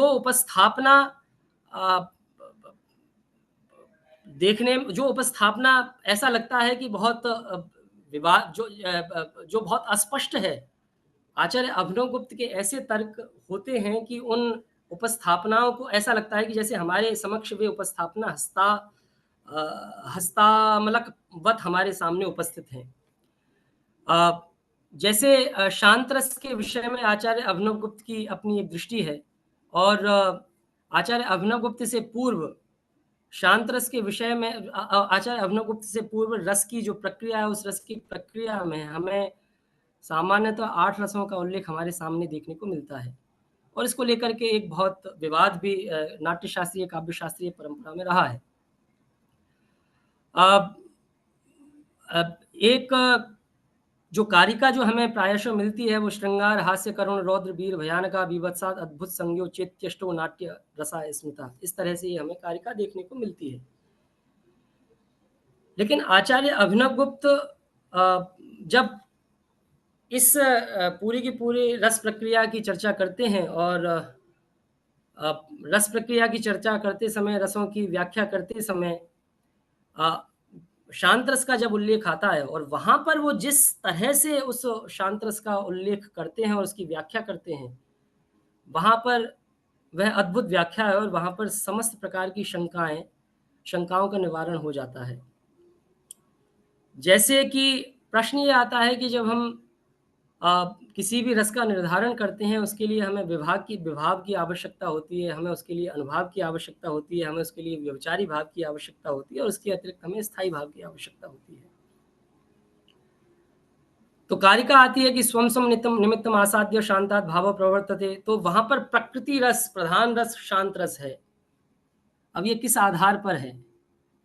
आचार्य अभिनवगुप्त जब व्याख्या करते हैं तो भावों के संदर्भ में व्याख्या करते हुए इस बात को इस तरह से रखते हैं कि हम संचारी भाव की बात करते हैं, हम स्थायी भाव की बात करते हैं। तो जो संचारी भाव है वह संचारी भाव कुछ समय के लिए, क्षण भर के लिए रहता है, लेकिन उसके बनस्पत जो स्थायी भाव है वो थोड़ा लंबे समय के लिए रहता है। तो जितने भी दूसरे रस हैं, उन दूसरे रसों के जो स्थायी भाव हैं वे स्थायी भाव इस अर्थ में स्थायी भाव हैं कि वे संचारी भावों की तुलना में लंबे समय के लिए स्थित हैं। लेकिन यदि तो इस आधार पर जो दूसरे रस हैं, श्रृंगार आदि रस हैं, वे रस भी और उनके जो स्थायी भाव हैं वे रस भी शांत रस की तुलना में उनको कैसे समझा जाए शांत रस के संदर्भ में? क्योंकि शांत रस यदि प्रकृति रस है तो उन रसों के जो स्थायी भाव हैं, उन रसों के स्थायी भावों की स्थिति को हम कैसे देखेंगे? तो आचार्य अभिनवगुप्त इसके विषय में संकेत करते हैं कि दरअसल रस का जो स्थायी भाव है वो तत्व ज्ञान है, आत्मज्ञान है, और उसका जो स्थायित्व है वो हम जानते ही हैं कि उसका स्थायित्व कैसा है। तो उसकी तुलना में जो दूसरे रस हैं और दूसरे रसों का, श्रृंगार आदि रसों के जो स्थायी भाव हैं वो कम, उनकी जो स्थिति है वो संचारीवत प्रतीत होती है। तो इस तरह से आचार्य अभिनवगुप्त की दृष्टि हमें देखने को मिलती है। और मुझे लगता है कि समय भी काफ़ी हो गया है, तो जितनी चर्चा आचार्य अभिनवगुप्त के विषय में की जाए उतनी कम है। जितना मुझे थोड़ा बहुत मेरी समझ में आया, मैंने आचार्य अभिनवगुप्त की व्याख्या के विषय में अपना छोटा सा प्रयास किया। बहुत बहुत धन्यवाद सर, आपने अवसर दिया मुझे, इसके लिए बहुत बहुत धन्यवाद। प्रणाम करता हूँ सर। बहुत सुंदर व्याख्यान योगेश शर्मा जी से सुनने को मिला हम सबको, और उनकी व्याख्या पद्धति की विशेषताओं पर उन्होंने प्रकाश डाला। और मैं समझता हूँ कि इतने कम समय में इतनी स्पष्टता और सब प्रमाण विवेचन करना बहुत कठिन कार्य है, जिसको आपने इतनी कुशलता से संपादित किया। यह आपके विद्वत्ता की ओर ही संकेत करता है। और आपने बिल्कुल स्पष्टता से और सप्रमाण प्रतिपादित किया। आचार्य अभिनवगुप्त निश्चित रूप से भारतीय सभ्यता के व्याख्याता है, चाहे किसी भी विधा में वो रचना कर रहे हों, और उनके जितने भी शास्त्रों को उन्होंने ग्रहण किया है उन सब की महत्ता या उपयोगिता या उनकी भूमिका सर्वत्र दिखती है। कहने का अर्थ ये है कि इतना विशाल फलक व्याख्या का, जिसमें विविध शास्त्र हैं, साधनाएं हैं, ऐसा बहुत कठिन होता है किसी आचार्य के व्यक्तित्व में रूपायित देखना, और वो विलक्षणता आचार्य अभिनवगुप्त में हमें प्राप्त होती है। शास्त्र और साधना दोनों की सम्यक प्रतिष्ठा उनकी ग्रंथों में हर एक चरण में दिखाई देती है। और जैसा कि शैव शास्त्र की अपनी विशेषता है कि सदागम, सदगुरुपदेश और सत्तर्क, इन तीनों को आधार बना करके जो कुछ भी कहा जाता है वो परंपरा में वो कहते रहे। और व्याख्या शैली, जैसा कि आपने संकेत भी किया कि उन्होंने किसी भी व्याख्या को, यद्यपि उसका खंडन भी कर रहे हों, लेकिन उसको आत्मसात किया है। एक परंपरा में उसका जो यथोचित स्थान होना चाहिए वो निश्चित रूप से कृतज्ञता पूर्वक उसको स्थापित किया है। और यही कारण है कि कई ऐसी अवधारणाएं जो आज हमें उनका कोई स्वतंत्र ग्रंथ प्राप्त नहीं होता, वो आचार्य अभिनवगुप्त के ग्रंथों में, उनकी व्याख्या में वो हमें प्राप्त हो जाती हैं। तो इनकी व्याख्या समावेशी है। कहने का अर्थ यह है कि जो कुछ भी ग्रहण किया गया वो सबको उन्होंने उपयोगी माना और आगे चल करके अपनी जो उनकी अभिनव शैली है, जो जो बात अपनी कहना चाहते हैं वो कहते हैं। इस वो संकेत करने के लिए मैं एक सूत्र आपके स्मरण में लाना चाहता हूँ, आप सभी विद्वान मित्रों के, जो क्षेमराज ने लिखा, तद भूमिका सर्वर दर्शन स्थितयः अपनी प्रतिभिज्ञा हृदय में। तो ये एक शैली आचार्यों की रही है और आचार्य अभिनवगुप्त में तो विशेष रूप से यह प्रतिफलित होता है। तो इन्हीं बातों को ध्यान में रख करके और विशेष करके जब उन्होंने अपने गुरुओं की चर्चा की है और हमें भी सावधान किया है बार बार, जो परंपरा में जो विद्यार्थी रहे हैं उनको कैसे इन विद्याओं को अधिगत करना चाहिए, और जिसके लिए तंत्रालोक के 13वें अध्याय में वो कह रहे हैं कि आमोदार्थी यथा भृंग पुष्प पुष्पांतरम व्रजेत, विज्ञानार्थी तथा शिष्यो गुरोर्गुरंतरम व्रजेत, शक्तिहीनम गुरुम प्राप्य मोक्ष ज्ञानम कथम श्रेयेत, नष्ट मूले द्रुमे देवी उतः पुष्प फलादिकम आदि आदि। तो जैसे उस ज्ञान परंपरा के प्रति अपना एक श्रद्धा भाव भी व्यक्त कर रहे हैं और साथ ही साथ हमें सचेत भी रहने की एक प्रकार से सचेत रहने के लिए भी अपना एक मंतव्य दे रहे हैं। तो यह इतना विशाल फलक साधना और शास्त्र का ये तभी संभव हो पाया जब उन्होंने अपने समय के जो विशिष्ट गुरु उन जिन जिन विधाओं के रहे हैं उनके चरणों में बैठ करके इन विद्याओं को उन्होंने अधिगत किया, और इसी कारण से उनके कथन की इतनी प्रामाणिकता है और हम उनको एक प्रमाणभूत आचार्य के रूप में अपने सम्मुख पाते हैं, जिसमें परंपरा तो समाहित है ही, परंपरा की जो नवीन ऊर्जा है वह भी उनके ग्रंथों से हमें प्रकट होती दिखाई देती है। और इसका प्रमाण तो उनके 1000 वर्ष के व्यतीत हो जाने के बाद भी हमें मिल रहा है कि कितना ओजस्वित उनका चिंतन है और कितनी नवीन उनकी उद्भावनाएं हैं जो आज हम उनकी चर्चा कर रहे हैं। तो ऐसे शिखर पुरुष को हम बार बार नमन करते हैं। राजानक जयरथ ने उनके लिए योगिनी भू पद का व्यवहार किया है और पूरी तरह से उन पर चरितार्थ भी होता है। तो इस प्रकार से यह भारत का सौभाग्य है, अपने देश का सौभाग्य है, हमारा सौभाग्य है कि हमारी ज्ञान परंपरा में आचार्य अभिनवगुप्त जैसे महापुरुष, और ऐसा नहीं कि केवल विद्वान साधक भी एक साथ होना, यह बड़ा दुर्लभ है। ऐसे महापुरुष हमारे ज्ञान परंपरा को आलोकित करते रहे हैं, ऊर्जस्वित करते रहे हैं, जीवित रखते रहे हैं। तो इन्हीं शब्दों के साथ मैं अपना जो संक्षिप्त वक्तव्य है वो तो समाप्त करता हूँ, लेकिन मैं यदि कोई प्रश्न हो आप सभी विद्वान श्रोताओं की तरफ से तो 1-2 प्रश्न ले सकते हैं, और फिर उसके बाद गुरुजी जुड़े हुए हैं अभी रस्तोगी सर, आप भगाना चाहें तो चला जाओ। नहीं सर, आपके होने से ये हम सब टिके हुए हैं उसी पर। जी जी, तो उनका आशीर्वाद लेकर के फिर हम इसको समाप्त करें। कोई प्रश्न हो तो आप पूछ सकते हैं, अन्यथा गुरु जी से आग्रह करेंगे कि अपना आशीर्वचन करें और उसके पश्चात हम लोग धन्यवाद ज्ञापन करेंगे। रजनी जी बहुत बहुत धन्यवाद आपको।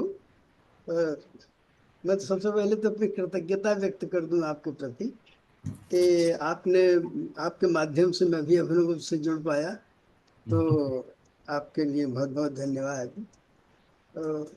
मैं पहले तो अलका जी को और योगेश जी को दोनों को बधाई भी देना चाहता हूँ, धन्यवाद भी देना चाहता हूँ। बहुत अच्छा। और वो अलका जी ने जो उद्देश्य लक्षण और परीक्षा के रूप में जो नए ढंग से उसका विचार किया है वो बहुत अच्छा लगा मुझे, और मैं उसके लिए उनको बधाई देना चाहता हूँ। और योगेश ने भी बहुत अच्छे अनुत्तर शब्द की व्याख्या जो उन्होंने की खास तौर से, और योगेश की तो व्याकरण में बड़ी अच्छी अंतर्दृष्टि स्वयं है, तो इसलिए उस चीज को बहुत अच्छा पकड़ते हैं। मेरे मन में केवल एक इच्छा थोड़ी सी आती है कि हम लोग जब अपने इन महापुरुषों का स्मरण करते हैं तो थोड़ा सा हमें जिस जगह हम हैं उसके थोड़ा सा आगे बढ़ने की थोड़ी सी चेष्टा करनी चाहिए, क्योंकि प्रणाम तो हम जरूर करते हैं। आज जब भी इसके ठीक पूर्व जब हम लोग प्रोफेसर कमल सिन्हा को सुन रहे थे, उन्होंने एक वाक्य कहा था, पता नहीं आप लोगों का ध्यान गया नहीं गया, और मैं कोई आपसे ज्यादा लंबी बात, छोटी सी बात कहना चाहती हूँ। उन्होंने कहा था कि क्या ट्रांसमिशन थ्रू राइटिंग भी पॉसिबल है। ये एक वाक्य उन्होंने अभिनव के संदर्भ में कहा था, वो भी इसके संबंध में आगे चर्चा नहीं की उन्होंने। मैं इसी बात को लेकर के कि ये जो परंपरा की संक्रांति है, वो शिष्य परंपरा तो अभी छिन्न हो गई है हमारे संपूर्ण, तो जो परंपरा की संक्रांति है, क्या वो लेखन के माध्यम से भी संभव है? तो मुझे लगता है कि अभिनव के ग्रंथों में इस बात की पर्याप्त संभावना हमें दिखाई देती है कि वो संक्रांति हमें दिखाई पड़ती है। और वो कब उठती है कि वो गीता वाक्य से शुरू होती है कि आपको प्रश्न करना पड़ेगा, कि तो जब तक आप प्रश्न नहीं करेंगे तो तब तक आपको उत्तर नहीं मिलेगा। तो वो है ना, गीता का श्लोक बहुत प्रसिद्ध कि आपको याद होगा कि प्रश्न कीजिए और प्रश्न कीजिए, सेवा कीजिए, वो तो तद विद्धि प्रणिपाते परिप्रश्न सेवया उपदेक्षन्ति ते ज्ञानम ज्ञानेन सत्त्वदर्शिनम्। तो आपको अभिनव से प्रश्न करना पड़ेगा। तो जैसे छोटी सी चीज ये है कि बहुत अच्छा आज का अलका जी ने शुरू किया, हम उत्तर नहीं देंगे लेकिन हम कुछ प्रश्न उठा करके कैसे संक्रांति हमारी संभव है। अभिनव गुप्त क्यों इस मंगलाचरण से प्रारंभ करते हैं, और सबसे बड़ी बात है कि इस मंगलाचरण को वो अपने ग्रंथ संकुल का केंद्रीय मंगलाचरण बना देते हैं। यानी 5-5 ग्रंथों का मंगलाचरण जो है वो एक है। तो वो ऐसा क्यों कर रहे हैं, तो थोड़ा सा हमको इस पर सोचने की आवश्यकता है। और आप देखिए, अलका जी ने बहुत सुंदर ढंग से बताया, लेकिन प्रारंभ कैसे वो करते हैं, मतलब है कि निहायत स्थूल अपने जन्म की बात कर रहे हैं। अब ये भी देखा जाए तो सच पूछिए तो अगर मैं साधारण भाषा का प्रयोग करूं तो कितना क्रूड है कि हम मंगलाचरण को लेकर के अपने जन्म से प्रारंभ करें। लेकिन दूसरी तरफ तो अब सवाल ये कि अब ये प्रश्न, वो परंपरा के पुरुष हैं, प्रमाण पुरुष है परंपरा के, तो परंपरा में वो देखिए, आप मार कीजिएगा, अभिनव को तो अपने को लोकेट कहाँ करते हैं, बड़ी विनम्रता के साथ बिना कहे। वो अभी आपने एक वाक्य रजनीश जी ने प्रयुक्त किया था कि वो शिखर पुरुष है, तो निश्चित रूप से वो अपने को शिखर पुरुष के रूप में प्रतिष्ठित कर। वो यदि आपको याद हो, अभिनव भारती में जो मंगल, वो रस सिद्धांत के प्रारंभ में वो आमनाय सिद्धे किमपूर्व एतत् संविद, ये जो यहाँ शुरू करते हैं ऊर्ध्वोर्ध्व मारो एक्सेट्रा। अब वो क्या कह रहे हैं कि वो मनुष्य परंपरा के शिखर में बैठा हुआ है और वो ये कह रहा है कि सारी परंपराओं की वो आलोचना कर रहा है, लेकिन दोष नहीं निकाल रहा है, उनको शोधन करके उनके मूल की प्रतिष्ठा कर रहा है। अब ये जो बात कही जा रही है, तो ये शिखर पे बैठा हुआ व्यक्ति जो है, वो व्यक्ति सारे देख करके वो मूल की प्रतिष्ठा कर रहा है। ये रोल है, असाइन कर रहे हैं वो अपने को। आप देखिए, आत्मघोषित ये उद्देश्य उनका है कि हमें परंपरा के मूल की प्रतिष्ठा करनी है। यद्यपि वहां वो रस के प्रसंग में कह रहे हैं, लेकिन ये बात उनकी पूरे शास्त्र में व्याप्त होती है हर जगह। तो मैं ये समझता हूँ कि हमको यदि अभिनव से हम प्रश्न उठाएं तो वो हमें, दूसरी चीज आप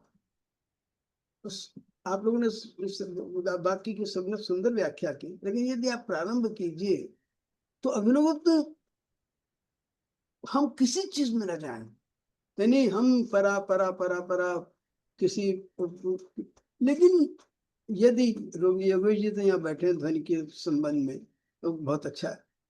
उनका जो पहला शब्द है विमल कलाश्या अभिनव सृष्टि महाजननी, तो महा तक लीजिए, वो कह क्या रहे हैं?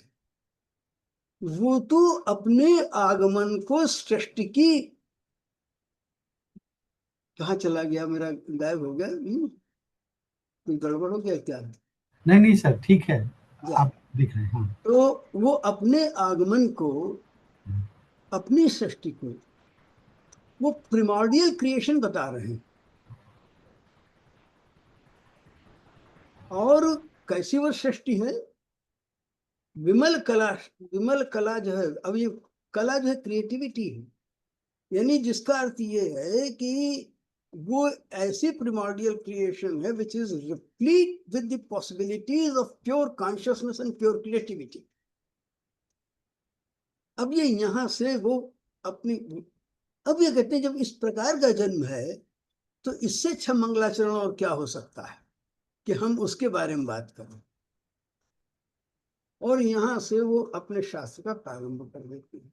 तो मेरे ये लगता है कई बार कि यदि हम अभिनव से प्रश्न पूछें, उस तरह से अभी अब धन्यालोक की बात उठी, मैं तो धन्यालोक सच पूछे तो मैंने तो उस तरह से पढ़ाई नहीं हो, जो कुछ पढ़ा भी है तो समझा नहीं है, लेकिन कुछ कुछ चीजें कहीं कहीं पे आती हैं।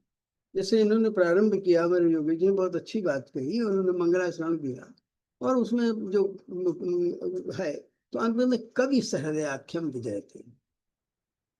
अब यहाँ पे प्रश्न मेरे मन में इनको सुनते ही सुनते आया, तो अब अभिनव गुप्त यदि सामने बैठे हों तो ये प्रश्न पूछेंगे कि अभिनव के जो कहना चाहिए प्रेरक आचार्य जिनको वो टीका लिख रहे हैं, वो कवि की बात नहीं कर रहे हैं, वो तो ध्वनि की आत्मा की जो को बताने की बात कर रहे हैं, तो सहृदय मन प्रीतय की बात कर रहे हैं।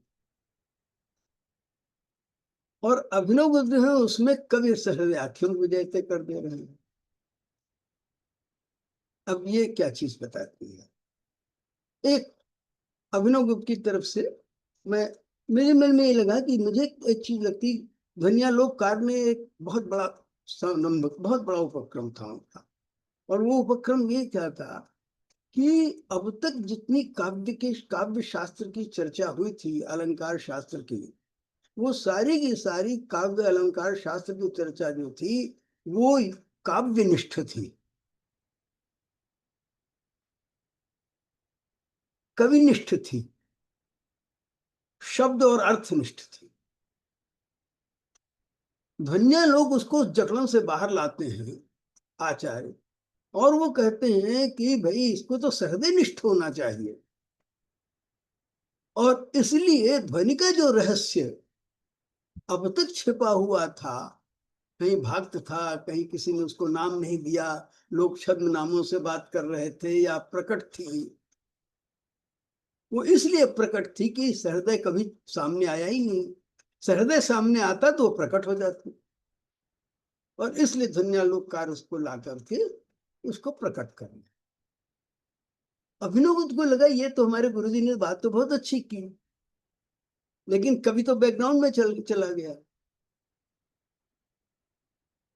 तब उन्होंने कहा कि कवि सहृदयाख्यम, और आप मार कीजिएगा कवि सहृदयाख्यम को उन्होंने द्विवचन में नहीं रखा। अब योगेश जी बताएंगे, व्याकरण तो नहीं जानते हैं, तो उन्होंने कहा कवि सहृदयाख्यम भी जाते, और ला करके शब्दनिष्ठता, शब्दार्थनिष्ठता, कविनिष्ठता, काव्यनिष्ठता से जो सहृदय निष्ठता की तरफ बात बनी थी, उसको ला करके अभिनव गुप्त ने एक संतुलित में दिया। उन्होंने कवि और सहृदय दोनों को केंद्रित बना करके उन्होंने लोचन की टीका कर ली। तो मुझे लगता है कि अभिनव गुप्त जो है वो हमें निरंतर, अगर यदि हम उनसे संवाद करें, और हमारे जो नाट्य शास्त्र का मंगलाचरण है, सबसे पहला मंगलाचरण क्या है? सबसे पहला है कवि हृदय संवदन क्रमेण। यही प्रारंभ, अब मुझे याद नहीं, मैं तो भूल जाता हूँ, लेकिन यहीं से प्रारंभ करते। तो ये जो शास्त्रकार के साथ अध्येता का संवाद है वो यदि स्थापित हम करते हैं तो लिखित भी जो है वो भी परंपरा को संक्रांत कर सकता है। ये मुझे कभी कभी ऐसा लगता है। और आज तो मेरा दिन नहीं था, मुझे बहुत बहुत बधाई, आपने मुझे मौका दे दिया बोलने का, तो मैं उसके लिए और भी कृतज्ञ हूँ। और अभिनव को प्रणाम करते हुए और उनके माध्यम से आप सबको धन्यवाद। अभिनव गुप्त जयंती बिना आपको प्रणाम किए सार्थक नहीं हो सकती। तो इसलिए बहुत बहुत धन्यवाद। और हमारे साथ प्रोफेसर बीना अग्रवाल जी भी जुड़ी हुई हैं। मैडम आपको प्रणाम करता हूँ। बीना जी कहाँ? मैं भी बीना जी को नमस्कार कर लूं भाई। बीना जी दिखाई नहीं दे रही थी, कहाँ थी? अरे वाह। आपको प्रणाम। आपको सुन के बहुत अच्छा लगा। हर बार एक नई दृष्टि मिलती है, इसीलिए जुड़ी हुई थी बराबर। अभी दिखाई भी दे रही हूँ। बहुत बहुत धन्यवाद सर। आईजीएन से सुधीर लाल जी भी जुड़े हुए हैं। आपको भी बहुत बहुत नमस्कार, आभार आपका। मेरे मित्र मधु कुमार जी, वो भी आचार्य अभिनव गुप्त के बड़े अध्येता रहे हैं, वो भी जुड़े। मेरे भी नमस्कार प्रोफेसर लाल जी। प्रणाम सर, प्रणाम सर। तो सभी विद्वजन जुड़े रहे, ये बड़े सौभाग्य की बात हमारे लिए भी है। और इसी प्रसंग में आगे बढ़ते हुए मैं राजानक सुनील रैना जी से आग्रह करता हूं कि वो एक औपचारिक धन्यवाद ज्ञापन प्रस्तुत करें। नमस्कार आचार्य नवजीवन जी, हमारे साथ जुड़े हुए आचार्य हरिमोहन मिश्र जी, हम उनको भी सुनना चाहते थे परंतु शायद संपर्क नहीं हो पा रहा है। वो इस कार्यक्रम में जुड़े तो मैं उनको भी प्रणाम करता हूँ। डॉक्टर बीना जी, डॉक्टर अलका त्यागी जी, योगेश जी और जितने भी हमारे साथ ज्ञानी और गुणी लोग जुड़े हुए हैं, उन सबको मैं बारंबार प्रणाम करता हूँ और धन्यवाद देता हूँ कि इतनी रात गए हुए भी आप सब जुड़े रहे इस कार्यक्रम में। क्या इसका इस संवाद का आपने पूरा आनंद लिया। योगेश जी ने एक नई दृष्टि दी अलंकार के रूप में और डॉक्टर अलका त्यागी जी ने जिस प्रकार से तंत्र लोक की पहले श्लोक का जो उन्होंने वर्णन किया, किस प्रकार से उन्होंने अपनी दृष्टि दिखाई एक दूसरे परिप्रेक्ष्य से महामहेश्वर के उनकी सोच को कैसे हमारे सामने उन्होंने प्रकट किया, ये अपने आप में ही एक विद्वता और अनुग्रह का एक सूचक है। आप सभी को ये जानकर बड़ी खुशी होगी कि हमने इतने सालों से, पिछले कुछ 5 वर्षों से हमने ये एक जयंती को स्थापित किया है और सबका इसमें प्रयास रहा है कि ये जयंती पूरे विश्व भर में बनी रहे और लोग इसको इस जयंती को मनाएं। और उसी जयंती के अवसर से ही लोग और महामहेश्वर अभिनव गुप्त के कार्यों के बारे में, उन्होंने जो इतनी कृतियां लिखी है, उन्होंने इतने शास्त्रों पे टीका टिप्पणियां की है, इतने ग्रंथ जो लिखे, तो आने वाली जनरेशन तक, आने वाली पीढ़ी तक उनकी ये बात पहुंची, ये निरंतरता बनी रहे लोगों में, इसका एक क्यूरियोसिटी उनमें जागे, इसके बारे में एक जानकारी प्राप्त हो। और इस प्रयास में डॉक्टर रजनीश जी, मैं आपको बहुत बहुत धन्यवाद देना चाहता हूँ और सभी को, जितने भी आप विद्वद्गण जुड़े हुए हैं, कि इस प्रयास को हम एक सफलता की ओर ले चुके हैं। आज जो मेरे को जानकारी मिली है, चेन्नई से कुछ 100 किलोमीटर दूर एक नाट्य क्षेत्र में उन लोगों ने आज एक बड़ी संख्या में अभिनव गुप्त के ऊपर एक नाट्य प्रस्तुत किया। लोग वहां जुड़े उस नाट्यग्राम में और उधर इस जयंती को मनाया। कश्मीर में बीरवा में जाके लोग उस गुफा में गए और पूजा अर्चना की, जहाँ पे महामहेश्वर साधना के रूप में या शिव विलय के लिए चले गए थे। और जम्मू में स्वामी राम त्रिक आश्रम में पूरी पादुका पूजन हुई और लोगों को प्रसाद वितरण हुआ। और इसी प्रकार से बहुत सारे कार्यक्रम अभी आज से शुरू हुए हैं। कल आप सब जितने भी लोग जुड़े हैं, मैंने एक चैट में लिंक भी दिया है, कल 10:30 बजे एक और वेबिनार होगा महामहेश्वर अभिनव गुप्त के विषय में, उनके नाट्य शास्त्र के बारे में, उनके पॉलिटिक्स और लिटरेचर के बारे में एक और विषय पे हमारे साथ गुरु नानक देव यूनिवर्सिटी से डॉक्टर विशाल भारद्वाज और डॉक्टर आशुतोष अंगिरस जी जुड़ेंगे।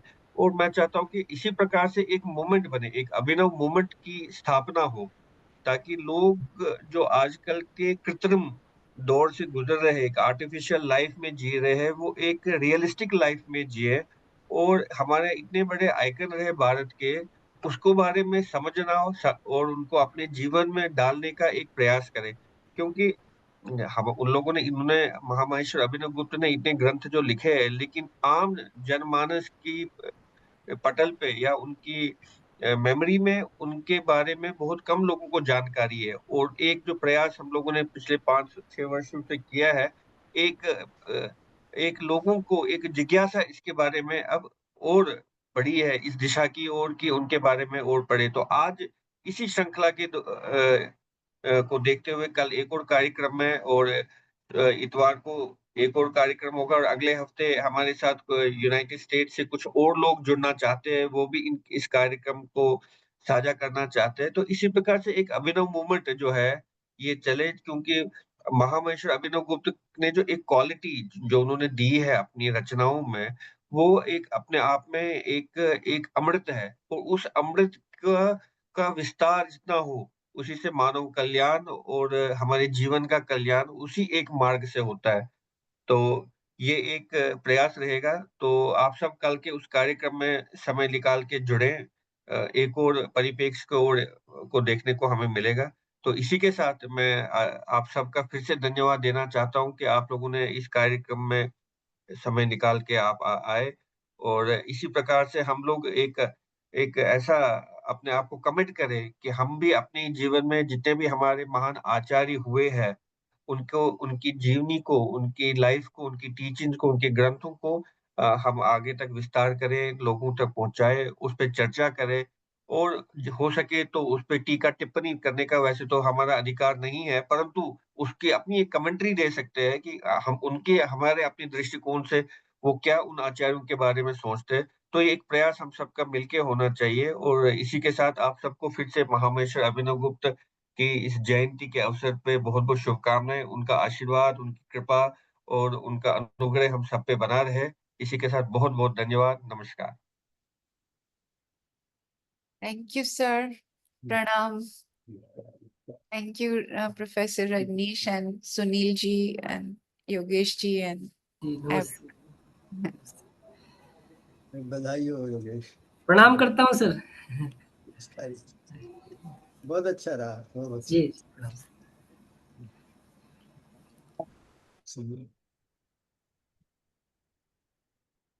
उसको समाप्त भी करो भाई, है